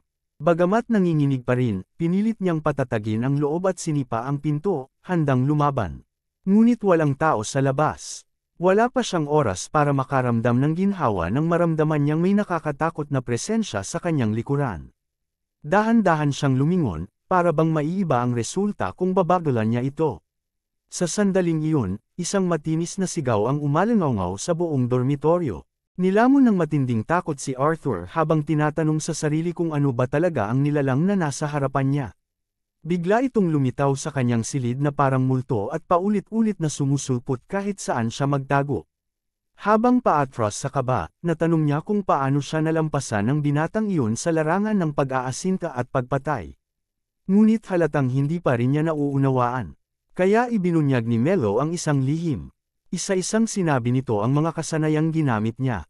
Sa kabuuan, gumamit siya ng humigit kumulang 10 uri ng mahika ng pagka-invisible upang gayahin ang teknik na tinatawag na hidden mist.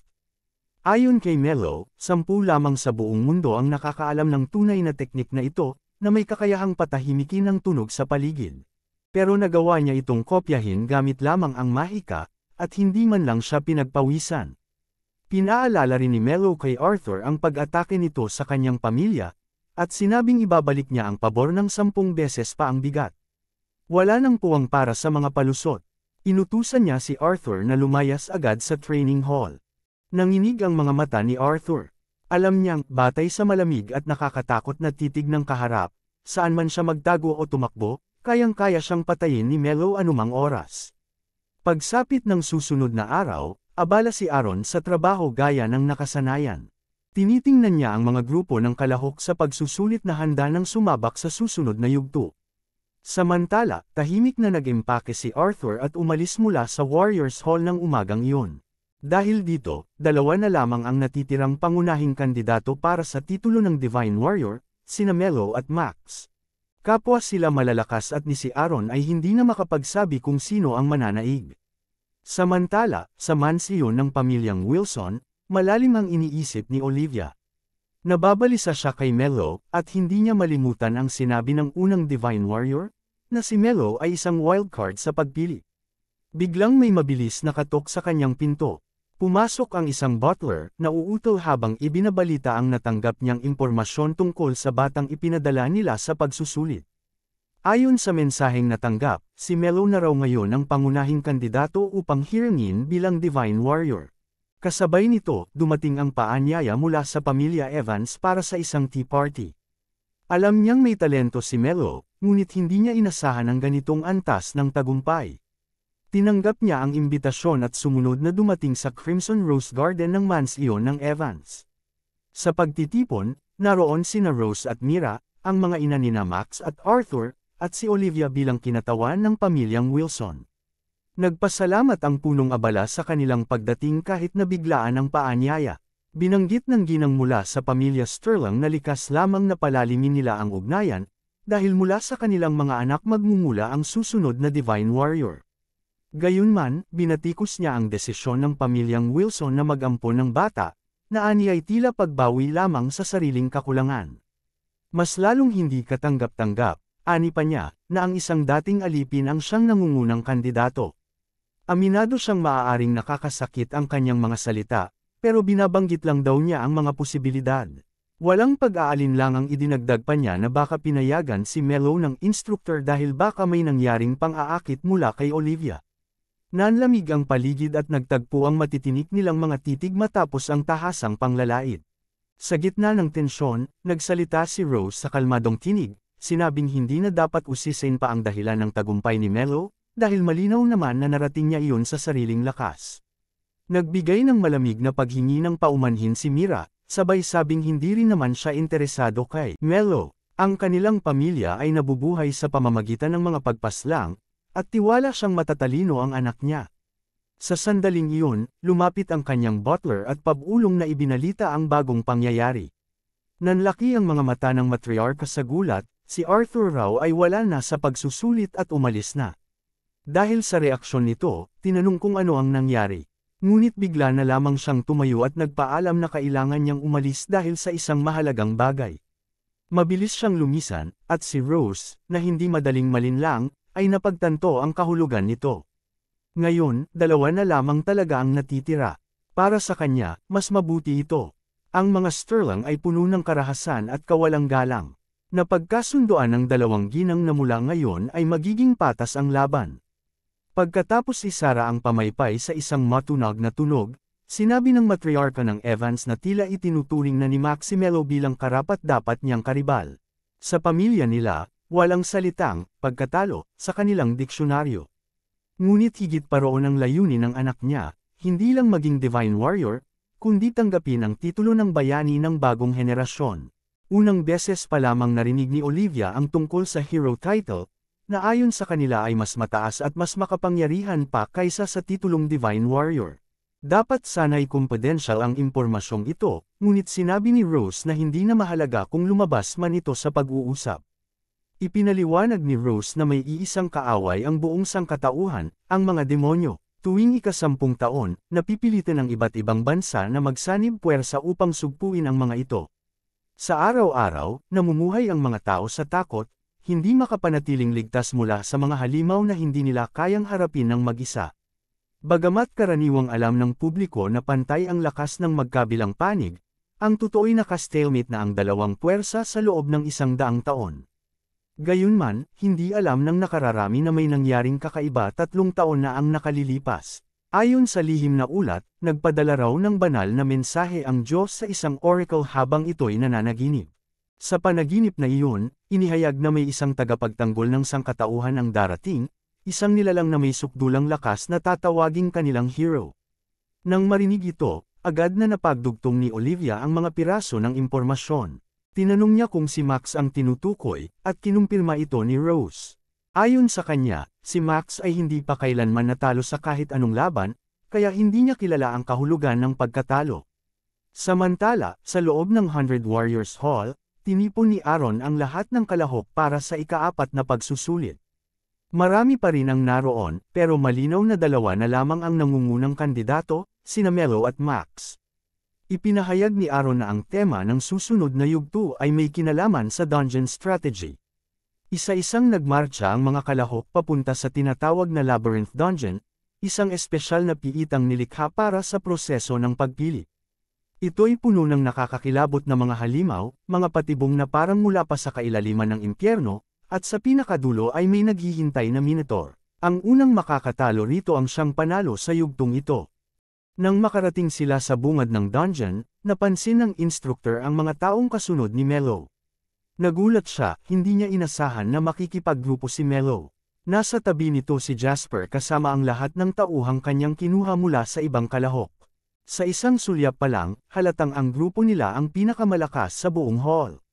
Sa kabilang banda, nag-iisa si Max. Tinanong siya ng instructor kung bakit wala siyang kasama. Ngunit sa halip na direktang sumagot, si Max pa ang nagtanong kung may problema ba roon. Ipinaliwanag ng instructor na layunin ng pagsusulit na masukat kung paano mamuno ang isang kandidato, kaya't lahat ay kailangang makabuo ng grupo. Sinabi ni Max na nakabuo naman siya ng grupo, pero pinili niyang harapin ang dungeon ng mag-isa. Inutusan niya ang kanyang mga kasamahan na huwag sumama, at tiniyak niyang hindi ito labag sa mga patakaran. Nagulat si Aaron at napaisip kung bakit gusto ni Max pasukin ang napakadelikadong dungeon ng walang kasama. Ang sagot ni Max ay simple lang, ayaw lang niyang may ibang tao sa paligid niya. Habang ngumingiti ang instructor, tahimik na nakikinig si Mello sa likuran. Narinig niya ang sinabi ni Max at naalala niya si Val, ang taong madalas niyang kausap tungkol sa mga laban ng isa sa isa. Bilang pinakamalalakas sa kani-kanilang panig, nagsisilbi silang kinatawan ng kanilang mga grupo, at sa ganitong laban, pareho nilang maaaring ibuhos ang lahat. Habang iniisip ang mukha ni Val, napangiti si Mello. Akala niya'y mga walang kwenta lang ang mga kalahok sa eksaminasyon, pero tila may mga nakakaintrigang tao rin pala. Ipinaliwanag ng instructor na may mga taga-subaybay na sasama sa kanila sa loob ng dungeon upang bigyang grado ang kanilang kilos. Napansin nito ang ekspresyon sa mukha ni Mello at tinanong kung may problema. Sumagot si Mello na tila komplikado ang dungeon, kaya gusto niyang malaman kung may mga kondisyon bang kailangang tuparin. Kailangang matutunan ng isang divine warrior kung paano mamuno at akuhan ang responsibilidad nito. Ngumiti si Mello. Para sa kanya, ang sinabi ng instructor ay isang pahintulot upang gawin ang gusto niyang gawin. Makalipas ang ilang sandali, nagsimula na ang pagsusulit. Habang iniisip ni Jasper ang kanyang master, may tumawag kay Mello na noon ay gumagalaw sa labas ng pader ng labyrinth. Pinagmamasdan niya ito ng mabuti, sinasabi sa sarili na naroon lang sa parte ng pader ang tamang lugar. Matapos matukoy ang lokasyon, pinuno niya ng mahika at aura ang kanyang espada. Habang nakatutok ng todo, sinubukang itanong ng mga kasama kung ano ang balak niyang gawin. Isinaksak ni Mello ang kanyang espada sa pader, at bumulaga sa lahat ang pagsabog ng panlabas na layer nito. Nagulat ang lahat at napatanong kay Aaron kung talaga bang ganon kadaling give-in ang mga pader. Pero ang totoo, ang mga batong ito ay sinasabing kasing tigas ng pinakamatibay na materyales sa buong mundo. Pinuri siya ni Jasper, pero hindi rin niya maunawaan kung bakit basta-basta na lamang ipinamamalas ni Mello ang kanyang lakas. Nang makita niyang muling humakbang at naghanda si Mello para sa panibagong hampas, doon niya lang nakuha ang ibig nitong gawin, isang ideyang labis na nakakagulat at wala pa sa kasaysayan. Muling humampa si Mello at pagkatapos ay lumipat sa susunod, at sa isa pa. Sinabi niyang dadaan sila sa tuwid na linya dahil ito ang pinakamabilis at pinakamabisang ruta patungo sa dulo. Patuloy siyang sumisira ng mga layer ng dungeon na para bang manipis na papel lang ito, habang ang mga nakasaksi ay hindi makapaniwala sa lakas na kanilang nasasaksihan. Ang ika-4 na pagsusulit ay tinatawag na Dungeon Labyrinth Strategy. Kailangang malampasan ng mga kalahok ang mababangis na halimaw at walang katapusang mga patibong. Ang unang makakatalo sa Minotaur na nasa pinakailalim ng dungeon ang siyang makakakuha ng pinakamataas na puntos. Gayunman, tila hindi na nasusunod ang orihinal na plano dahil unti-unti nang gumuho ang mga pader ng dungeon. Inutusan ni Jasper ang kanyang mga kasamahan na sumunod na lang kay Mello kahit hindi nila maintindihan ang lahat ng nangyayari, ngunit hindi rin nila maiwasang mamangha sa kahusayan ng bago nilang pinuno. Patuloy nang umiti si Mello habang binabasag ang panibagong layer ng dungeon, tila mantikilya lamang ang kapal ng bato sa talim ng kanyang espada. Para sa mga nakakakilala sa kanya, inaasahan na nila ito. Kung magpapatuloy sila sa ganitong bilis, tiyak na makakakuha sila ng napakataas na puntos. Ngunit kahit hindi sila magmadali, mukhang may posibilidad pa ring mapasama ang pangalan nila sa kasaysayan. Samantala, si Max ay nasa labas pa rin ng pinakalabas na layer ng pader. Hindi tulad ni Mello na basta-basta na lang humahampas, marahan niyang itinapat ang daliri sa isang partikular na bahagi ng pader. Katulad ng ginawa ni Melo, matagumpay din niyang nabasag ang pader, ngunit sa isang mas malinis, maayos, at kontroladong paraan. Nabigla ang instructor sa kanyang nasaksihan. Sa 20 taon niyang pagtatrabaho sa selection committee, ngayon lang siya nakakita ng kandidato na ganito kahusay. Parang niloloko raw siya ng sarili niyang mata, lalo na't tila ang layunin talaga ni Max ay sirain ang buong dungeon. Sa kabila ng pagkagulat, natanong niya kung ano ang ginawa nito. Ipinaliwanag ni Max na lahat ng bagay ay may breaking point. Sa mga buhay na nilalang, ito raw ay isang mahalagang punto na nag-uugnay sa lahat, ngunit ito rin ang kanilang kahinaan. Ayon kay Max, madali lang basagin ang ganitong punto, lalo na kung may sapat siyang talento. Kung kaya niyang gamitin ang paraang ito, ang buong dungeon ay parang laro lang sa kanya. Sanay na siya sa pagiging pinakamahusay, at para sa kanya, walang pinagkaiba ang pagsusulit na ito sa lahat ng iba pang tagumpay niya. Habang pinagmamasdan siya ng instructor, hindi niya mapigil ang magtanong sa sarili kung may mas mataas pa ba ang nais marating ni Max. Tila karapat-dapat siya sa apelyido ng Evans, at sa papel bilang isa sa mga kinikilalang tagapagsilbi ng kaharian. Ayon sa mapa, nasa kabila na lang ng layer na iyon ang Minotaur. Humakbang muli si Max at pinilit ang pader na bumigay. Ngunit sa halip na sa lugar na pinupuntirya niya bumagsak ang pader, may ibang bahagi ang biglang sumabog palabas, at mula rito ay dumuluhong ang katawan ng Minotaur. Nagulat silang lahat sa hindi inaasahang pangyayari, lalo na't nakita nila ang anyo ng halimaw, wakwak, duguan, at halatang natalo na. Bago pa man makarating si Max sa pinakailalim, tapos na pala ang laban. Hindi makapaniwala ang buong grupo. Lumingon sila sa direksyon ng kabilang dulo, nakatayo roon si Melo, hindi man lang mukhang napagod o nasugatan. Hawak ang kanyang espada na nakasandal sa balikat, may nakakalokong ngiti sa kanyang labi habang pinapaalala na isang hakbang na lang sana si Max sa tagumpay. Ang banayad ngunit mapanuyang pahayag ay tumama ng diretsyo sa ego ni Max.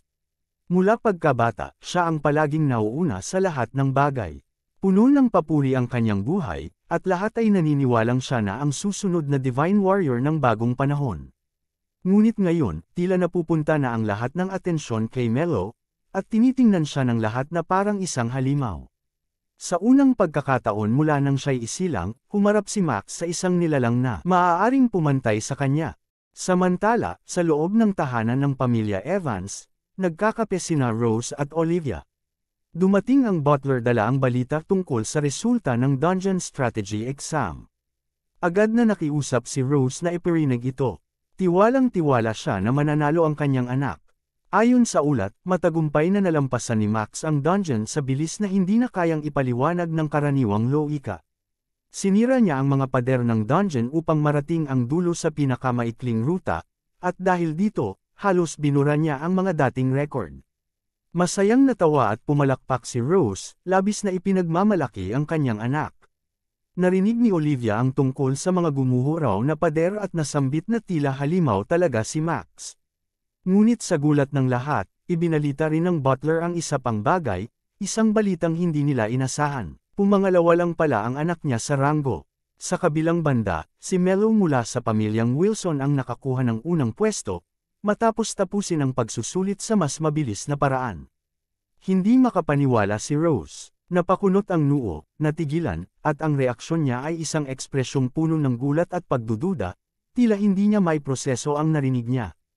Galit na binagsak ni Rose ang kanyang kamay sa lamesa. Hindi niya matanggap na ang mahal niyang anak ay pumangalawa lang. Buong tindi niyang iginiit na siguro'y nagkamali lang ng bilang, at agad niyang tinanong kung totoo nga ba ang ulat. Ngunit hindi makapagsinungaling ang butler. Para kay Olivia, si Melo ay isa lamang ampon na isinama niya para sa eksaminasyon.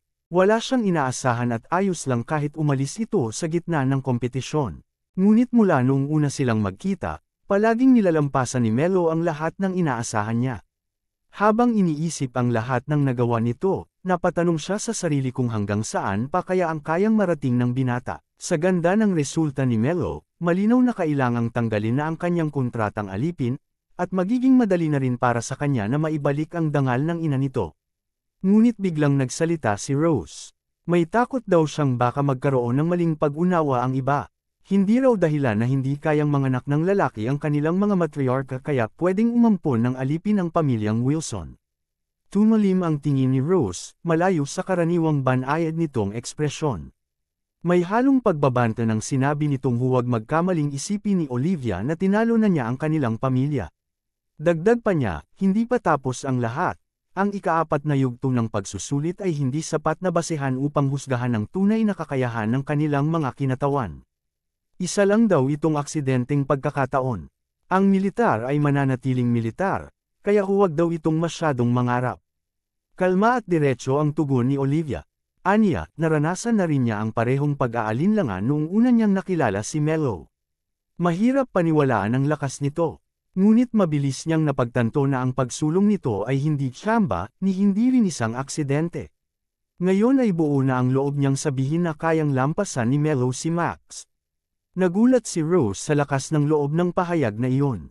Napabuntong hininga siya, sinubukang ibalik ang kanyang composure, at sinabihan ng bisita na maaari na itong umalis dahil nawala na ang gana niya sa usapan.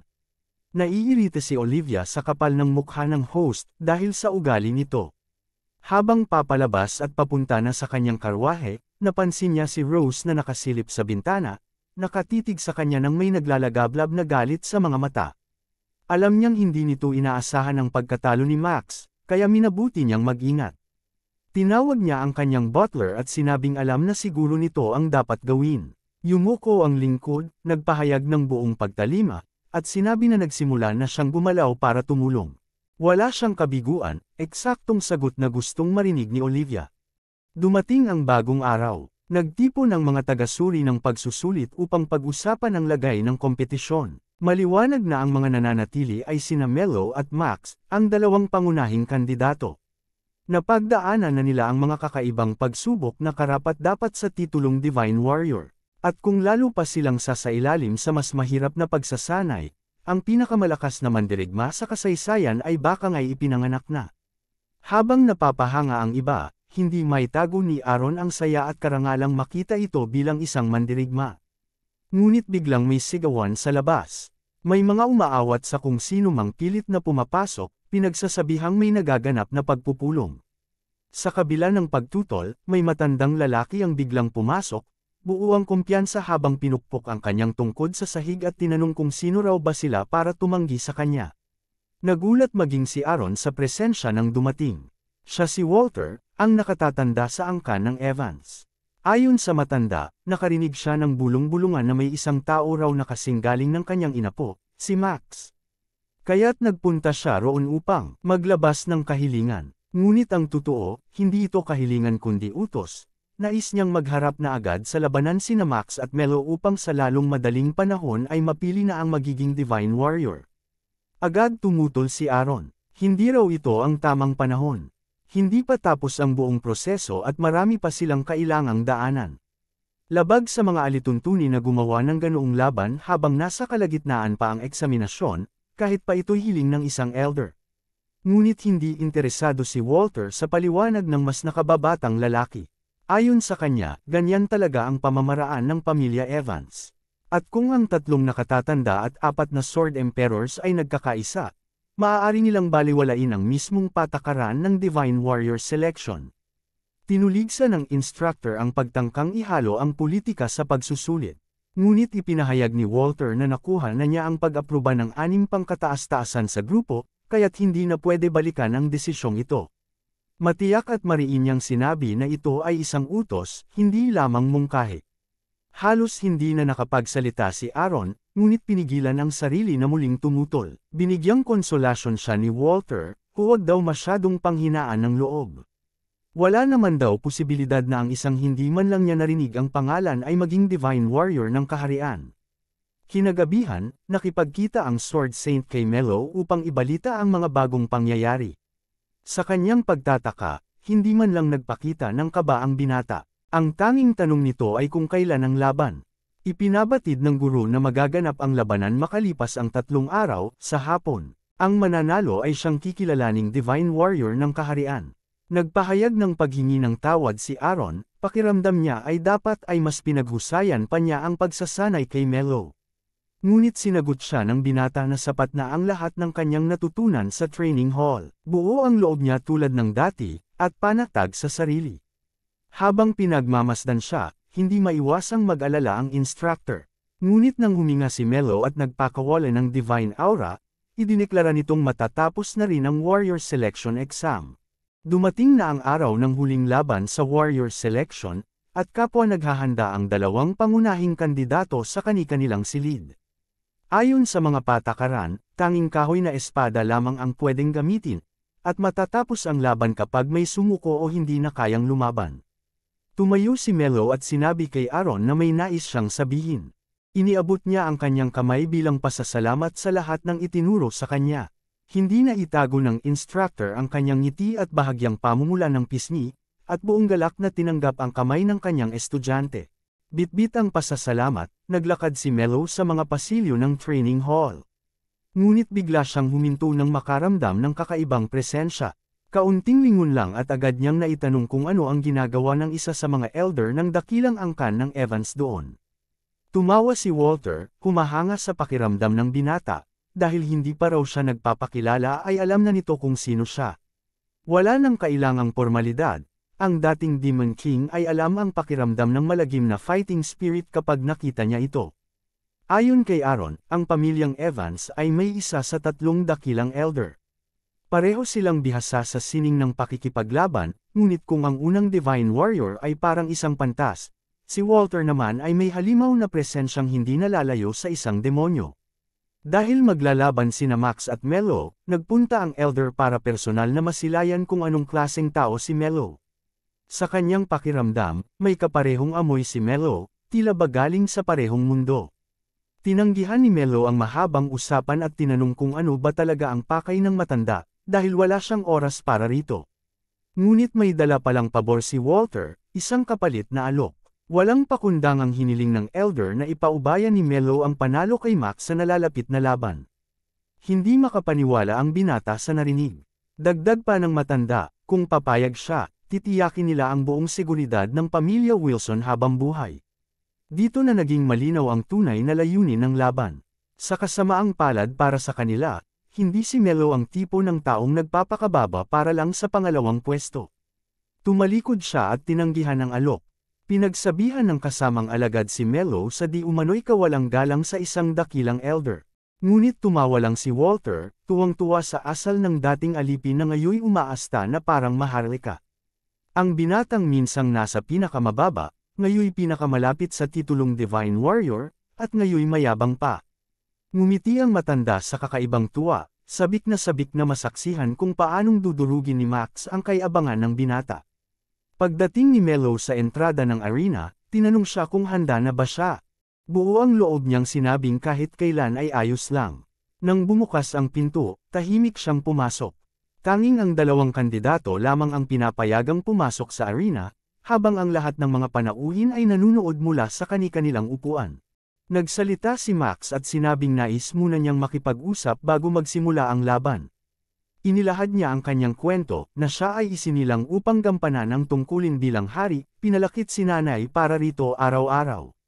Sa murang edad pa lang, wala nang makapantay sa kanya. Naabot niya ang rurok ng sining sa espada, ngunit kahit ganon, may mga sandali pa ring nakakaramdam siya ng takot. Iniisip niya na baka darating ang panahon na may lalampas pa sa kanya. Buong buhay niya'y inalay niya sa pagiging isang nilalang na hindi maaabot. Ipinangako niyang susubukan niyang talunin ang sinumang haadlang sa kanya at patunayan ang halaga ng kanyang pag-iral. Pagkasabi nito, kinuha niya ang kanyang posisyon sa pakikipaglaban at pinakawalan ang kanyang sacred aura. Bagamat nanatiling kalmado si Melo, namangha ang buong arena sa lakas na ipinamalas ni Max. Marami ang nagsabing baka kaya niyang talunin maging ang 10 Sword Kings, o baka katumbas pa siya ng mga emperador. Pinagmamasdan ni Rose ang anak, tahimik ngunit halatang alam na alam ang kakayahan nito. Para sa kanya, nalampasan na ng kanyang anak ang lahat ng ranggong nabanggit dahil ang batang ito ay isang henyo. Walang kapantay, pagsusulit lang ito, ngunit sabik siyang makita kung paanong magwawakas ang karangalan ng taong umagaw sa unang pwesto ng kanyang anak. Sa isang seryosong tono, sinabi ni Max na huwag sanang matapos agad ang laban. Pagkasabi nito, bigla siyang sumugod, matatalim ang mata, puno ng konsentrasyon. Ngunit napansin niyang mabagal ang galaw ni Melo. Nagduda siya kung isang paanyaya ito, ngunit nang mapagtantong tila hindi naman ganoon, inisip niyang hindi lang siguro ito makasabay sa bilis niya. Na-disappoint si Max, akala niya ay sa wakas ay may matatawag na siyang karibal. Itinaas niya ang espada upang tapusin na agad ang laban. Ngunit bago pa niya tuluyang may patama ang kanyang atake, nagkatinginan sila ni Melo. Ang kahoy na espada ay bumangga, at ang lakas ng sagupaan ay nagpagalaw ng hangin sa buong arena. Nagkalat ang alikabok, at nang hamupa ang usok at enerhiya, lahat ay akala'y tapos na ang laban. Ngunit isang pamilyar na boses ang bumasag sa katahimikan. Naalala nito na tinawag ni Max ang sarili na hari, kaya't inaasahan niyang mas malakas pa sana ito. Sa harap ng lahat, hawak ni Melo ang espada gamit lang ang dalawa niyang daliri. Alam niyang iyon na ang buong lakas ni Max, at sa totoo lang, dismayado siya sa naging resulta. Lalong napatunayan ni Max na natalo siya sa unang palitan pa lang. Napakagat siya sa labi habang unti-unting nawawala ang dati niyang kalmadong ugali. Lumitaw ang isang ekspresyon sa kanyang mukha, galit niyang sinagot si Melo, sabay babala na huwag masyadong magyabang. Matapos makabawi mula sa bugzo ng damdamin, umatras si Max upang makakuha ng distansya. Matapang na tumitig siya sa kalaban at muling nagsimulang ipunan ang kanyang kapangyarihan. Napuno ng banal na aura ang buong arena, at pinakawalan niya ito upang palakasin ang kanyang katawan ng lubusan. Lumiwanag siya sa lakas at galit, ito na ang unang pagkakataon na ipinakita niya ang tunay niyang anyo. Ibinuhos ni Max ang lahat ng lakas sa susunod na mga sandali habang sumugod siya. Sunod-sunod ang kanyang mga pag-atake, gamit ang bilis na maituturing na panlaban kahit sa pinakamahuhusay na mandirigma. Ngunit naiiwasan ni Melo ang lahat, na para bang wala lang ang mga iyon, ni isang tama ay wala siyang tinanggap. Sa gilid ng arena, pinanood ni Aaron ang matinding bakbakan, manghang-mangha sa estudyanteng halos hindi na maabot ng kanyang pangunawa kung paanong naiiwasan nito ang lahat ng atake, halos sa isang hibla ng buhok ang layo. Sa patuloy na pagkabigo, unti-unting naipon ang galit sa katawan ni Max. Patuloy siyang sumugod, nakakuyom ang mga ngipin, habang patuloy na umiiwas si Melo. Samantala, nanatiling kalmado si Melo at kinilala ang lakas ng kanyang kalaban. Noong una siyang dumating sa training hall, ang mismong pagpasok pa lang ay isang malaking hamon na. Kaya napilitan siyang ibigay ang lahat mula pa noon. Umikot si Melo at ginamit ang puwersa ng kanyang katawan upang itama ang isang sipa sa kalaban. Bagaman nagulat, nasalag pa rin ni Max ang biglaang atake. Ngunit sa lakas ng tama, tumilapon siya ng ilang metro palayo. Galit siyang napamura, hindi matanggap ang nangyayari. Dahil sa laban nila, hindi inaasahan ni Melo na mas gumagaling pa siya habang tumatagal ang palitan nila ng lakas. Biglang may matinis na boses na tumawag kay Max gamit ang isang palayaw. Nasa gilid ng arena si Rose, nagtatanong kung ayos lang ba ang anak niya, habang hindi pinapansin ng mga lalaking pilit siyang pinipigilan. Napanatili ni Max ang composure at kalmadong sinabi sa ina na huwag siyang tawagin sa ganoong pangalan sa harap ng publiko, dahil hindi ito naaangkop. Humingi ng paumanhin si Rose, ipinaliwanag na nag-aalala lamang siya. Ngunit sinabi ni Max na wala naman siyang dapat ipag-alala, dahil ibabalik niya ng buo ang lahat sa kalaban. Sa muling pagtutok sa isa't isa, sinabi ni Max na gagamit siya ng isang teknik na inilalaan lang niya sa isang mandirigmang kalaban. Sa isang mababang sigaw ng digmaan, inipon niya ang kanyang enerhiya. Maging si Melo ay napansin na iba na ang kalidad ng banal na aura ng binata. Habang gumalaw si Max, bigla na lang may naiwan na mga anino sa mga kinatatayuan niya. Maging ang dating hari ng demonyo ay nabigla nang gamitin ni Max ang banal na teknik na Invisible Shadow para lumikha ng mga kopya ng sarili niya. Ngunit ang teknik na ito ay pag-aari ni Val, at sariwa pa rin sa alaala ni Melo kung paanong ginagamit ito ng babae. Tanging isang tao lang ang may tapang na gawin iyon, kaya't hindi niya maunawaan kung paano ito natutunan ni Max. Mayabang at may ngiting tagumpay, ipinagyabang ni Max kung paano siya lalabanan ngayon, dahil apat na siya. Tuwang-tuwa sa sarili, inihayag niyang susugod ang lahat ng kopya mula sa iba't ibang direksyon. Binalaan pa niya si Melo na mahirap ito labanan. Ngunit hindi siya kilala ni Melo. Alam ni Melo ang lihim ng teknik na iyon, na sapat na tamaan ang tunay na katawan para tuluyang masira ang buong ilusyon. Tumawa si Max, tiwalang mas madaling sabihin kaysa gawin iyon. Sabay-sabay na tumalon ang apat na katawan, dala ang bilis ng orihinal. Habang patuloy ang pag-iwas ni Melo, nagsalita si Max, sinabing kailangan nitong lumaban kung nais manalo. Mapanuyang tinanong niya kung ang pag-iwas lang ba ang kaya nitong gawin. Ngunit may itinatagong lihim si Max, isang bagay na alam niyang wala pa ni isa ang nakapansin. Nakikita ng lahat ang apat na katawan, ngunit pawang panlinlang lang ang mga ito. Ang tunay na katawan ay nakatago sa likuran ng kalaban, patagang lumalapit upang ihampas ang fatal na atake. Ang tunay na layunin ng teknik ay lumikha ng mga ilusyon habang ang tunay na katawan ay nagiging invisible at malaya nang umatake sa batok ng kalaban. Nakangiting itinaas ni Max ang espada, aatake na sa likod ni Max, sigurado sa tagumpay. Ngunit sa mismong sandaling iyon, dumiretso sa kanyang mukha ang siko ni Melo.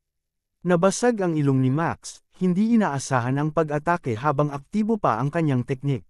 Bumagsak siya sa lupa, dinadamdam ang sakit, habang isa-isang naglaho ang mga kopya ng katawan. Kung mapapansin, hindi kayang itago ng teknik ang tunog ng mga yapak ng totoong katawan.